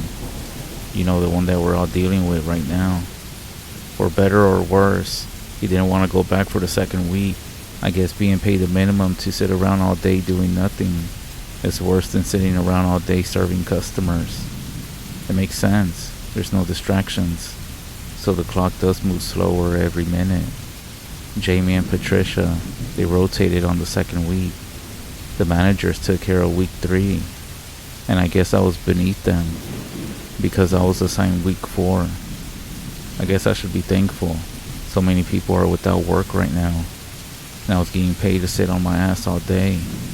You might be wondering why the hell they were staffing a closed cinema in the first place. Well, welcome to 2020, where we pay 19-year-olds to babysit the concession stands of empty cinemas. On the off chance an Uber Eats order comes through, because apparently somebody couldn't go on another day without a $15 bag of popcorn and a $10 bar of candy. I'm not kidding. Load up the app. They're open for deliveries. It's crazy. I guess the bosses felt guilty because we were given the green light to do whatever we wanted while waiting for the orders to come through. And sometimes they came in very often. I had ignored the text from Wyatt. The text that he sent our group after his week on duty as nothing. A simple, don't go into theater 15, with no explanation as to why it didn't exactly ring any alarm bells. That theater had the gaming setup we ran out to party groups. I figured he had logged into his account and was trying to protect his data. Why don't you come to work and log out if it matters to you so much? So my first day back on the job was freaky. My manager stopped by to show me how to work the hot dog stand. She left about an hour in. I had been at the cinema after closing a few times, so it's not like I wasn't used to a mostly empty building. But it was different without my other co-workers. It was eerie, quiet. You could hear a pin drop, and it was also dark. Half of all the lights were off to conserve electricity. I wasn't sure how many orders to expect, so I spent the first evening just around the large lobby, using my employee pass to play arcade games for free, browsing the internet on my phone, and eating so much fucking popcorn. I was there from 3 to 10 p.m., 7 hours, and I only received one order: small popcorn, extra butter. Wow, imagine having that much disposable income. I had to clean the machines an hour or so after use, bringing the grand total of work-related tasks accomplished that night to a high number of 2. I definitely earned my paycheck, huh? It really felt like babysitting once the kids have gone to bed and the parents left the junk food. The second night, I felt more comfortable wandering off. I kept the work tablet on me so that I would know when an order came in. I grabbed the newest releases that arrived right before the official shutdown, and I settled into Theater 1 to watch movies all night. We didn't get any orders that evening, so that was great. Someone did call asking if we were open, which, lady, did you not hear the pre-recorded message saying that we were closed at the start of the call? She was like, "Hi, are you open?" And I was like, wham bam, no ma'am. Some people, I swear. The third night, the manager had put a list of things for me to do on the bulletin board. It was spring cleaning kind of shit. Organize the uniforms by size, take inventory, and deep clean the hallways. I cranked up the music on my phone and had myself a cleaning moment. Interrupted once or twice for stuff that people would order. Popcorn, and honestly, I can't wrap my head around this. Nachos and cheese. Who the fuck orders nachos and cheese for delivery? I'm honestly throwing up in my mouth just thinking about it. Moving on. I don't know if the boss expected me to complete this with a few shifts, but I finished them all in one night. Nothing new showed up on the bulletin board, so on the fourth night, I got my gaming on. The glorious Theater 15, with all the latest gaming consoles and a little library of games to play, and I had it all to myself. Have you ever thought about exploring the lands of Hyrule on the big screen? Because, let me tell you, it's the best. Everything was fine at first, but after maybe half an hour, I started getting this weird creepy crawling feeling over my shoulders, that I'm feeling watched feeling. You know, I knew I was alone, so it was completely irrational, but I couldn't shake it no matter how hard I tried. I had to get up and move to the last row so that I would have the wall behind me. It helped a lot, but that feeling never left. And then, the blood moon started rising in the game, and I was like, yep, fuck this. I closed the game and went for a little power walk to shake off the oogie boogies. That flippin' blood moon music, man, why is it so eerie? I went back after a bit and put on everyone's favorite red and blue plumber, because there's nothing creepy about that. It was fine. Everything was fine. Nothing weird was happening. And suddenly, that feeling came back. I swept the room, and my stomach dropped when I saw someone sitting in the front row. I went through a roller coaster of instant panic. Like, holy shit, who is that? Oh, it must be the manager. Wait, no, the manager would call first. Tense. I pawed around for my flashlight, eyes locked on this person. I aimed it right at them. The seat was empty. I didn't see the movement of someone ducking down or anything. The seat was just empty. I panned the light around and it was still empty. Nothing. I had to walk down there and check row by row just to make sure. I convinced myself it was a shadow. Maybe a bug on the projector. But at that point, I was done with this for the night. I put the things away and headed back to the lobby, telling myself everything that I was doing in a sing-song voice, because that's how I cope with my nerves, alright? Just as I arrived, I nearly had a heart attack because the phone rang. I picked up and, "Hi, are you guys open?" The rest of the shift was uneventful. though every now and again, paranoia would hit and I would find myself looking over my shoulder, thinking that one of my coworkers was playing a trick on me. I would then announce what I was doing and where I was going and say, "I know you're watching me," to try and keep them from jumping out at me. But yeah, no, I was okay on the fifth night. I had given myself a good old pep talk. There was nothing weird about Theater 15. Why it got into my head. Everything is fine. There's nothing scary at all. Go play your video games. I got an early order of popcorn, so there was plenty left over for me to take into Theater 15. I chewed very loud and bravely announced to the room that I wasn't afraid and that I was gonna have fun this evening. But despite my newfound courage and conviction, I still sat in the very back row. I started exploring Hyrule again. I survived another blood moon. I finished my popcorn. Everything was well. And then, near the last row of the first set of rows, I saw it again. I saw it with my own two eyes. It was on the seat. It was a person. I could see the outline of a male haircut. I could see a neck and shoulders. I could see some movement. Granted, not a lot. I stood up, knocking over my empty bag of popcorn, flashlight out, being right at the chair, and nothing. Not a damn thing. In the distance, I heard the phone ring, and I hurried out of the room without checking every row so I could answer the phone. Another person asking if we were fucking open. Bro, I massaged my temples and paced back and forth in the lobby. It was crazy. Being afraid of a theater room was crazy, but I couldn't do it. I couldn't go back. I left my trash there and I moved to the other side of the building, watching a movie in Theater 1 instead, where I felt nice and safe. There's nothing like the light of day and a good night's sleep. 3 p.m. on my 6th day at work. I showed up bright-eyed and bushy-tailed. I headed to Theater 15 to clean up yesterday's mess. I had the lights on too, to see better. Yeah, we'll go with that. I climbed up the stairs all the way to the back of the theater and scooped up my trash into a dustbin. As I turned around to go back down, I swear, I saw someone standing halfway up the middle rows. I did a double take and there was no one there. So I thought, alright buddy, you're losing it. I so badly wanted not to be afraid of that room. You have no idea. Badly enough that I actually went in with the last of the movies I hadn't watched yet. I kept the habit of me talking to myself. Wow, what a great movie I'm sitting here watching in a perfectly normal room. There's no ghost here. Nope, everything is fine and dandy. Idiot. I could hear my voice cracking. I had nothing to prove to anyone. Nothing. So why was I subjecting myself to the situation? If you guessed that things weren't fine and dandy, you're fucking right.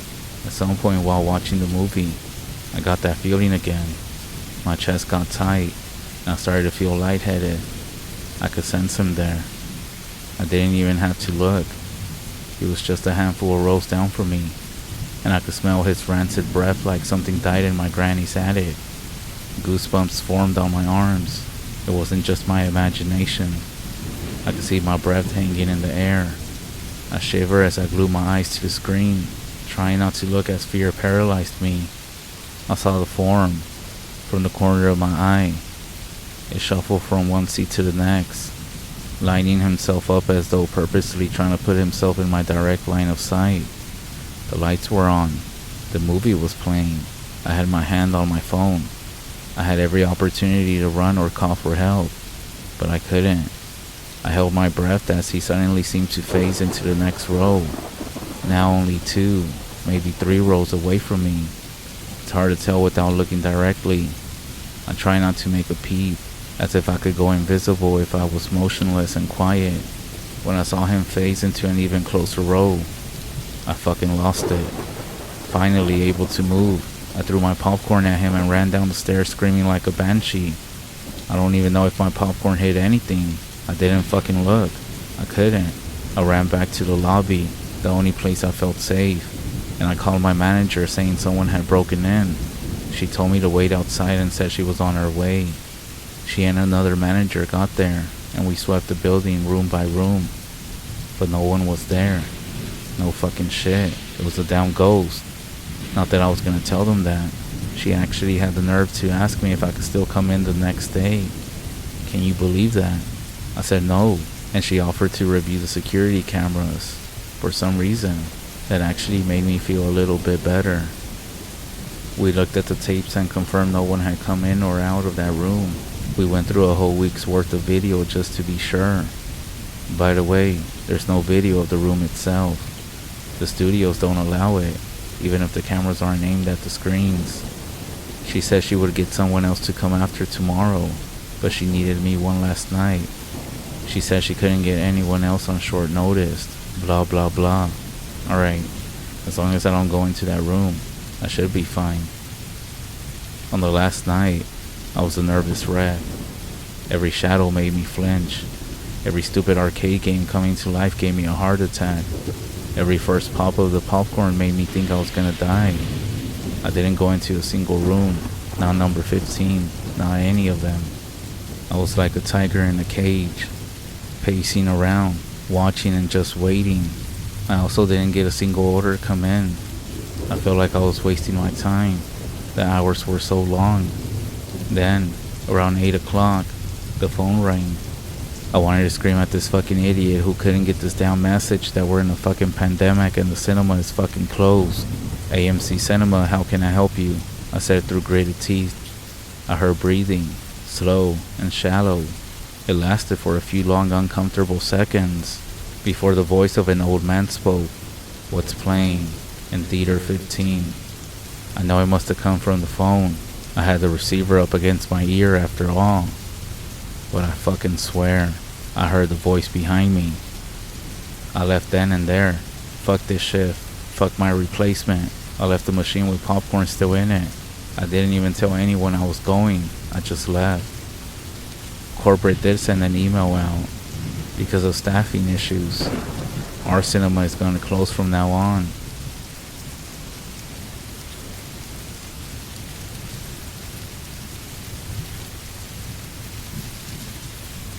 This happened about 2 years ago. I remember it was late, around 11 p.m., when I decided to call up an old friend that I hadn't spoken to in a while. I dialed her number, but when someone picked up, it wasn't her. Instead, a lady with a strong southern accent answered. I asked for my friend, and she told me that she didn't know anyone by that name, and that she had just recently gotten this number. We started talking. Crazy, huh? Just small talk at first, and she was actually really friendly. I asked where she was from, and she told me she had moved from Tennessee to Rama, New Mexico, where she worked as a teacher.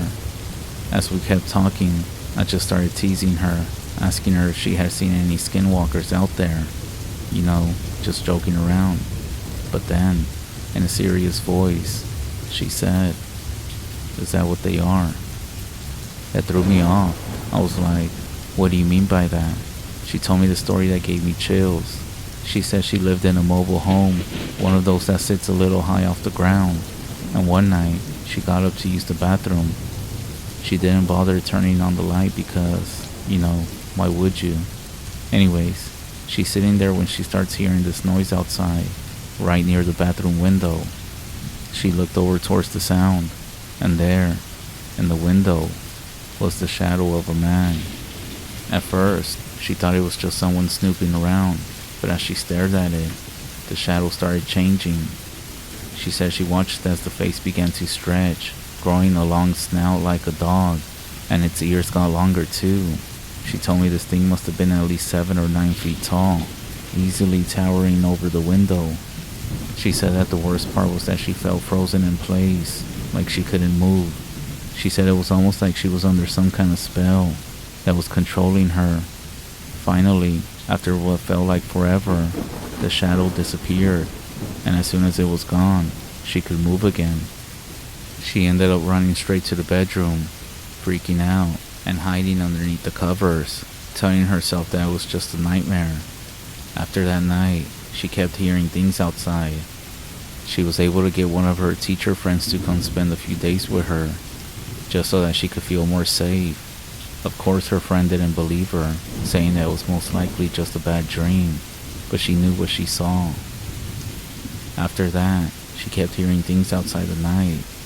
but she wasn't telling her friend anything until one night she experienced something weird too, and that's when she finally believed her. Before we got off the phone, she asked me how to get rid of it. I told her to go up to the mountain, find some clean cedar, dry it out, and burn it, or better yet, ignore that, and find a native friend who could ask a medicine man to bless her, and her friend as well. She told me that she had never seen anything like that before in her life. And right before we hung up on the phone, she said something like, "We're gonna finish our teaching contracts and get out of here and move back to the city." I'm not sure if they ever did leave. I forgot about the whole thing for a while, but for some reason, it's been on my mind again.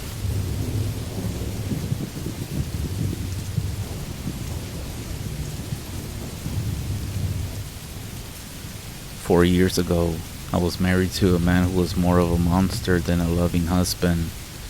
One night, he had been drinking and started an argument with me. I tried calling my mom, but he tore the phone out of the wall. Crying, I packed up a small bag and decided to walk the 1/4 of a mile to his parents' house, with every intention to make that phone call. It was pitch black, and there wasn't a moon, so it was extremely dark. We lived in a small village on the REZ between Upper and Lower Red Lake. There is very little traffic normally, but at night it becomes completely empty. I stumbled down the driveway and made it to the pavement. It was very quiet, and I quickly felt like someone was watching me. I continued on my way, walking as quickly as I could for some odd reason. As soon as my feet started to move, the underbrush in the ditch came alive. I heard twigs snapping and leaves crunching. I stopped and so did the noise. I looked around but could only see darkness and shadows. I slowly started walking again, and so did the noises, the faster I walked. Whatever it was though, scared the shit out of me, but not bad enough to turn around. I was almost to my in-laws and could see their yard light. The noises in the ditch was right along beside me, and now I could make out the lower brush moving towards me. I froze in fear. Right then, I heard my old man's car and saw the headlights coming my way. That's when I noticed that the weeds in the ditch stopped moving as my husband's car pulled up behind me. I stood there staring into the darkness. That was most likely the only time I was ever happy to see him. I never told anyone this story, but I do know that on that side of the road, drivers have said that they see little people crossing the road, right between our house and his parents' house. Maybe it was a group of little people. Maybe they heard me and my husband arguing and decided to be nosy. Or maybe they were wondering who's dumb enough to walk around in pitch black. Some people from different tribes have told me that the little people there are actually good. But if that was the case here, then he should have jumped in the car and beat his ass to see if he liked it. I've seen so much in my life that I'm beginning to believe that there are things out there that we don't know about, and darkness is the perfect cover. My husband did tell me around the time when I was still there that he found a tiny skull outside of our house a while back, and people in the REZ have said that they seen him crossing the road back by the shore, and if you hike a little bit, you will find tiny steps going up the hill where they do their ceremonies.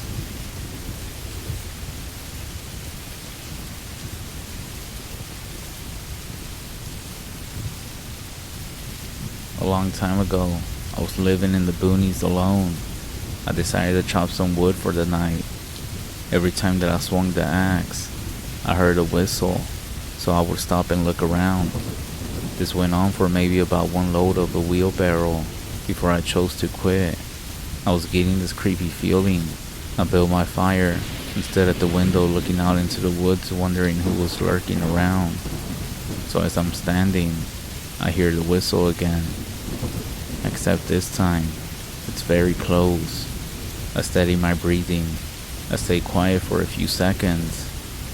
It turns out, my nose was whistling at me.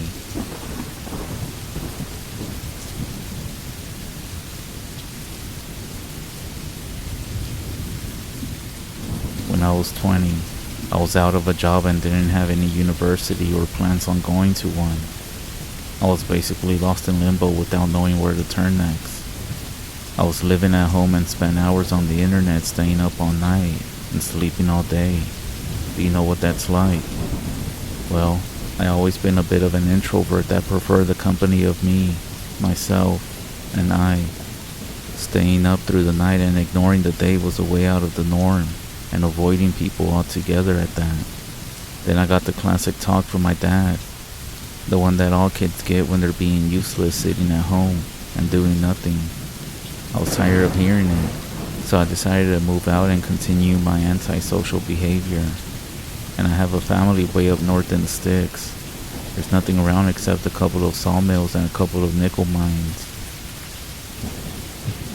My grandfather has a piece of property that is over 350 acres of unexplored land. Just a big section of the woods, streams, ponds, and rocks. My grandfather has a timeshare in Florida, so he was gone for the rest of the year. I called him and asked if I could go up there to live. In exchange, I would do some lumberjacking for wood to sell and use. I remember his comments exactly. Yeah, I don't really give a fuck. You're wasting your time up there. No work, no school, no people, no internet. But if that's what you want, go ahead and knock yourself out. Just don't burn down my fucking house. By this point, my bags were already packed. I knew he wouldn't mind. I told Dad what I was doing, and he was pretty much speechless, and he also had a look of concern. He then told me I was wasting my life when I should just go to school. I told him that this is what I wanted, and that I needed to do it at this point in time. So I got into my 93 Civic hatchback that had a short suspension and bald tires, and took the 14-hour car ride into no man's land. I made myself good and comfy when I eventually got to the house. It was given to my grandfather by an Irishman that had passed on. He built the house when he was very young, with his young family around the 1800s, and it had just been there ever since, and then he passed it to my grandfather. If you ever seen the Amityville Horror, it looks just like that house, but a little bit smaller. And it also had an old stove in it that was this old black cast iron beast. And if you can remember using those, you might be as old as I am. It was the kind that you wouldn't really see in a house anymore. It was something like you would see in the movies or like an old historic village tour. There was a large barn full of tools and an old John Deere tractor. There was a smokehouse for meats. There was a large veggie garden.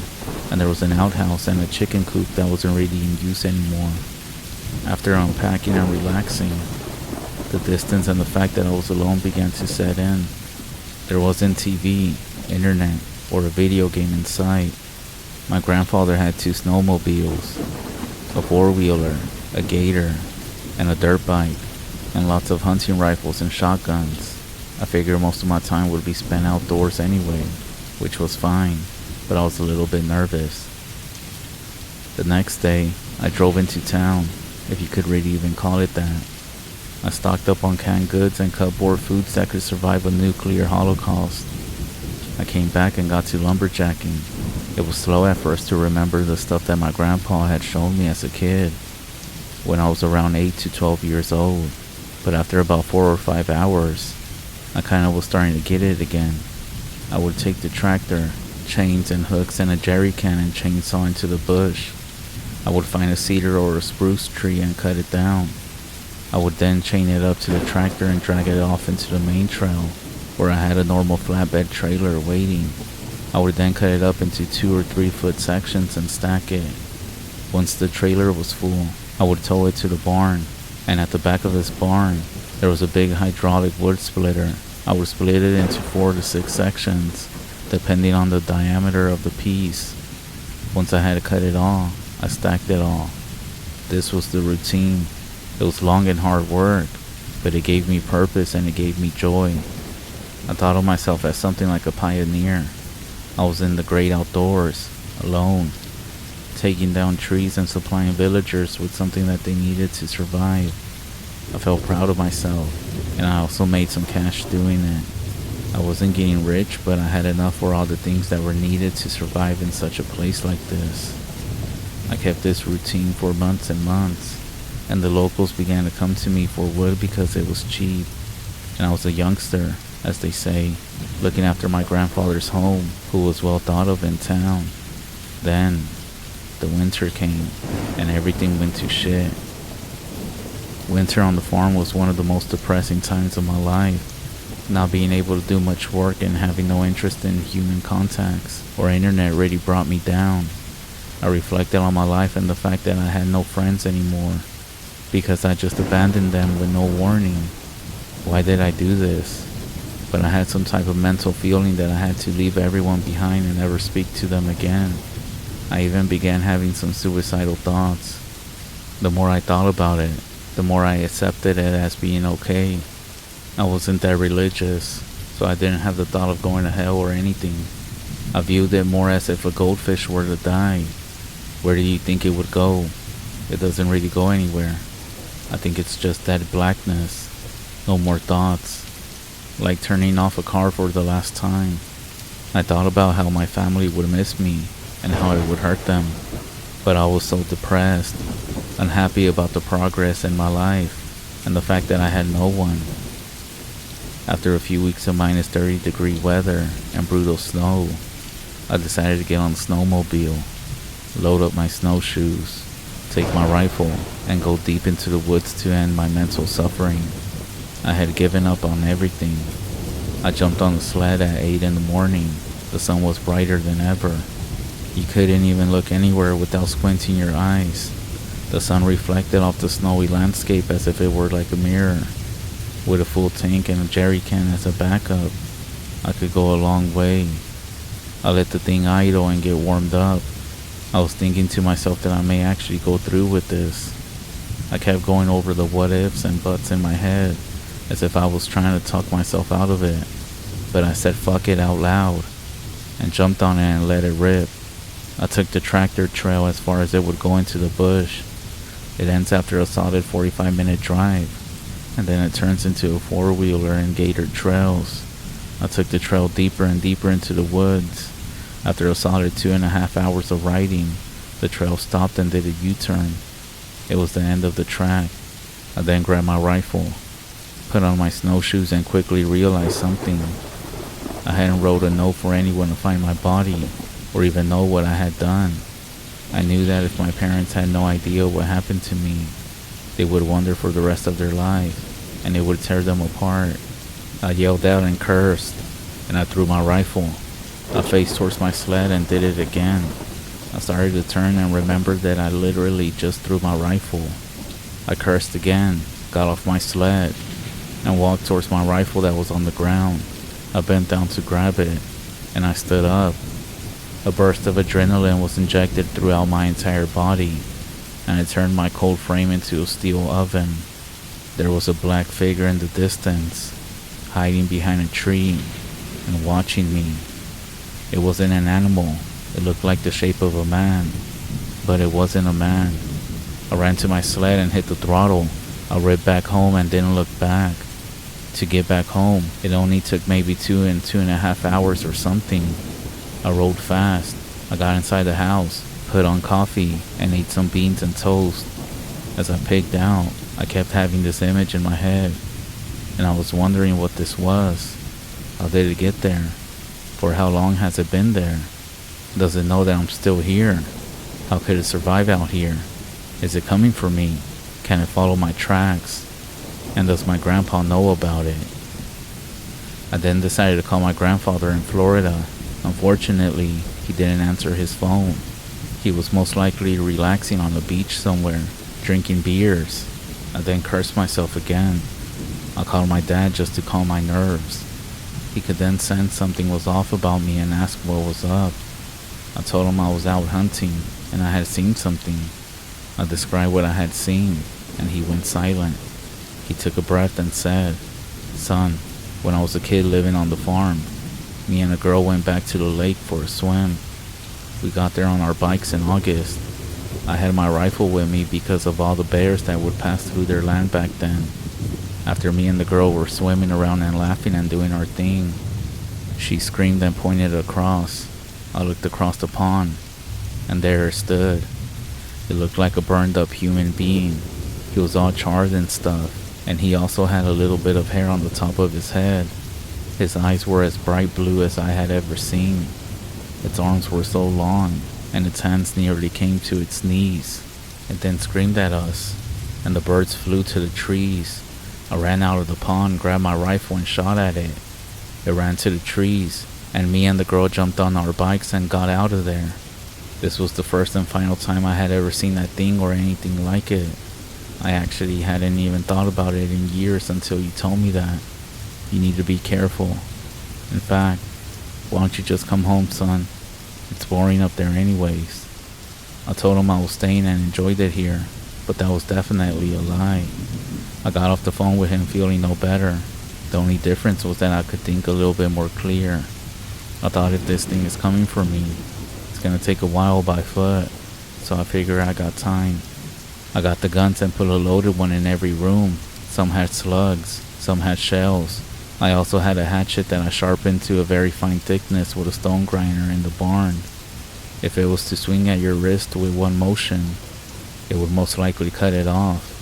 Eventually, I made one final meal, turned on all the lights, and left all the blinds open for good visibility, and to make it harder for whatever it is out there to see me inside. I then went upstairs, which had 2 bedrooms and large windows, one with a walkout balcony. I thought this would be an excellent spot to watch and snipe. As I settled in to see if this thing would come, I began thinking about what I was going to do earlier. I was still depressed, but because I was active and keeping my mind on something, I didn't want to kill myself anymore. Maybe that was it, I thought. Keeping active, busy, and productive. And maybe with a bit of excitement thrown in, it helps to keep your mind off doing something. Yet that doesn't really matter anyways. Just as I was having a bit of a personal milestone, I heard heavy footsteps in the snow. I looked out the window, and before my eyes was that thing that I had seen earlier. But now, it was a complete view. I got a strong feeling of nervousness. It was exactly how my dad described it to me. The moonlight reflected off of them like the cover of the dark side of the moon. If I had to guess, it was about 6'3" or so. It had like a longer face and a large overbite. It looked human, but like not human, if that makes sense. I ran out on the porch to get a shot off. It darted around the house before I could even lift my weapon. And I thought, oh fuck, that thing's fast. I ran inside again, ran to the other window, and I could see it again, just standing there like an idiot, watching me. I turned the crank, and the window opened up. And that's when I said, "Who are you?" There was no reply. It just stared at me. And I repeated, "Tell me who you are, or I'm gonna blow your head off." And then, it spoke. It said its name in a slow, drawn out, harsh voice. It said something like, "Sure, that, my name." I then said, "What do you want with me? I'm minding my own business out here. Leave me alone." And then it walked closer to the house and it looked up at me. My nose was filled with a very pungent smell. It then said, "If you won't, I will." In that exact same drawn out voice that can almost not be described unless I was mimicking it with some type of computer sound program. I then said, "Do what?" It said, "Kill yourself. You failed." My heart froze. It then stretched its arms out from the wall of the house and then tried climbing up the wall like it was freaking Spider-Man or something. I yelled and panicked from the sheer shock and fumbled my rifle. It fell right out of the window, and by this time, it was feet away from the window. It reached its weird god-awful hand into the window, and it cut my arm with its fingernail. I grabbed my hatchet and buried it into its forearm. It then made the sound a bear makes when you shoot at it. It fell to the ground on its side, and I ran for the spare gun in the room. I came back to the window and it was running for the barn. I took a shot and hit it, but it didn't do much. This gun had a shell and it isn't really ideal for the range that I fire at. I pushed my dresser into the hall and pushed it downstairs. I then pushed a few end tables into the staircase. I essentially clogged it up so it couldn't get up there from the main floor. I know it can climb now, but I prefer to have cover from one side than multiple sides. I locked the door and just kept my eyes and ears open. I didn't see it again. Daybreak came quick. I could see its blood droplets in the snow. I climbed over and pulled stuff out of the stairwell and investigated. It was nowhere to be found. I grabbed my rifle and followed the droplets. It went down the tractor trail. I walked for about 10 minutes following this trail. I could see it go off even further in its foot tracks as well. I decided it wasn't worth it to go ahead and try to hunt it. That's when I decided it was time to leave this place for good. I went inside, grabbed my clothes, got into my car, and drove off. I never told my dad or my grandpa. I still have nightmares about this thing, and I wonder how it knew what I was thinking to do. I've been trying to research other sightings and descriptions of it, but I can't find anything. I don't want to say it's demonic because I really don't know, and I'm not really religious like I said. I still don't know what it is. No idea. All I know is that in the last 8 years since it happened, I've been having a bunch of health problems and bad luck. I have night terrors of this thing in almost 95% of my sleep. I do gotta take medication just to stay asleep. I think it may have been the nail that caught me when it reached into the window. I often do wonder if it's still up there, and I would like to go back up there and try to go hunting for it if I got a death wish. But my grandpa passed away 4 years ago. The property was sold to clear cutters by my dad and his sisters. As far as I know, the house was knocked down, and they put up a small office and living quarters for the lumberjacks who clear cut there. If you're wondering where this is, it's near Chapleau, Ontario, in Canada.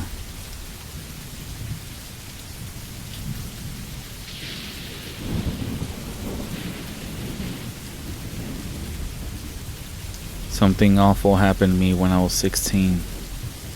I was living in an isolated area, in the middle of nowhere. To go to my grandparents' house, I had to go all the way down a forest area with a cliff, some really narrow trails, and various dirt paths on the side, and then follow a river till you get to the large chunk of land that he owns. It's basically a death trap, but back then when me and my friends were young, we were reckless, thinking we were invincible. So of course we did really stupid things like run through these narrow dirt paths. It took about 30 minutes, sometimes 20 if we were running, to go from the small town where my dad and I lived at the time to get there. And again, this is depending on how fast you go. My gramps, being super stubborn and old, refused to leave his land and move into town with dad and me. Now I had 2 close friends back then. Tom, who was 18 and always instigated whatever stupid thing got us into trouble that week, and Sean, who was the same age as me and was pretty much the butt of all the pranks. He became a bit of a grump and had a huge angry outburst every now and then. Looking back on the whole situation, I don't think that we were all actually good friends, but there was no one else to hang out with, so we just made it happen. The story happened on a rainy afternoon when Tom and I were watching TV at my place. My dad had been working like always. He worked at a farm and was always processing meat, and he got home with a big piece of ham for my grandpa. I was told to take it to him, but Dad said that I should wait until tomorrow because the rain makes the path dangerous, regardless of how mad Grandpa would be about not getting his ham that night. And I thought, it's less work for me tonight, so I went along with it. That day, Tom was just joking and picking on Sean to the point where I actually had to sit in between them to avoid a full-on fist fight. After a little longer, my dad got shit-faced. This was nothing new to us, even though it never happened with my friends here, and it never happened during the week like this. So he most likely had a hard day at work. Us being loud teens eventually, as you can imagine, made him a little less than happy. He came in screaming. This made everything very awkward, and it was a pretty bad outburst. After a few minutes of silence with only the TV breaking it up, I got up and grabbed the ham from the fridge. I asked the guys to come outside with me because I really didn't want to sit with this in the house. I explained to them that I would take the ham to my grandpa and spend the night there. By this point, the sun was starting to set, but Tom insisted that we all go. Sean didn't want to. He didn't want to walk the entire way back in the dark, especially since he was a little unfamiliar with the trails. But of course, we were teenagers, so we called him all sorts of names like, well, you can imagine. And so we eventually convinced him to go, or more like we ended up peer pressuring him to come. So off we went into the forest. Tom ran into his house to get a flashlight beforehand. It wasn't dark enough to need it yet, but we were gonna need it. I was carrying the stupid ham, which meant that my hands were full, but Tom and Sean were just jumping around the overgrown roots until we reached the cliff area. Then, everything went downhill very bad. Needless to say, Tom was just messing with Sean the whole way. It was starting to get on my nerves too, and it was starting to get dark as well. I was feeling pretty shitty at this point. The mud was getting annoying. Everything was. Then, Tom did it. He called Sean over to the edge. He said, what's down there? Sean was having none of it and said he was gonna go back. I would have called BS too, but Tom actually seemed concerned. He also called me over as well, and he said, guys, I'm serious. You gotta come see this. Sean, mumbling under his breath, went, and when he was right next to Tom acted like he was gonna push him off the cliff, and then pulled him back by his shirt. At this point, Tom is laughing his ass off. Sean, on the other hand, fell on his ass. He went crazy. He started throwing punches and kicks at Tom, who was not paying attention and still actually looking at something over the cliff. The laughing stopped when Sean hit Tom in the face. I couldn't do anything but tell him to stop because I was carrying the stupid ham. The fight didn't last. It was so quick. My heart stopped beating for a second. Tom moved out the way. Sean slipped off the edge of the cliff and down into the forest. The whole scene sent chills down my spine. It still does. I dropped the ham and was about to run to town to get some help, but Tom stopped me. He was rambling about how there was no time and that we had to go get him, or that he could die. But I knew damn well that he was more scared of the police finding out that his prank led to Sean going over the side of the cliff. Regardless, we both ran down the path as fast as we could, almost falling over more than once. We were screaming for Sean the whole way, but after the initial scream, there was nothing but silence. Once we got down there, we ended up in a very thick part of the forest. This was in the opposite direction from the way to my grandpa's place. And the thing is, despite living there in the area my whole life, I had never been down in that thick area of the forest. My grandpa was always very serious about never going there. My dad as well. They said it was very dangerous, that there were so many wild animals, and quote, other things that you should be worried about.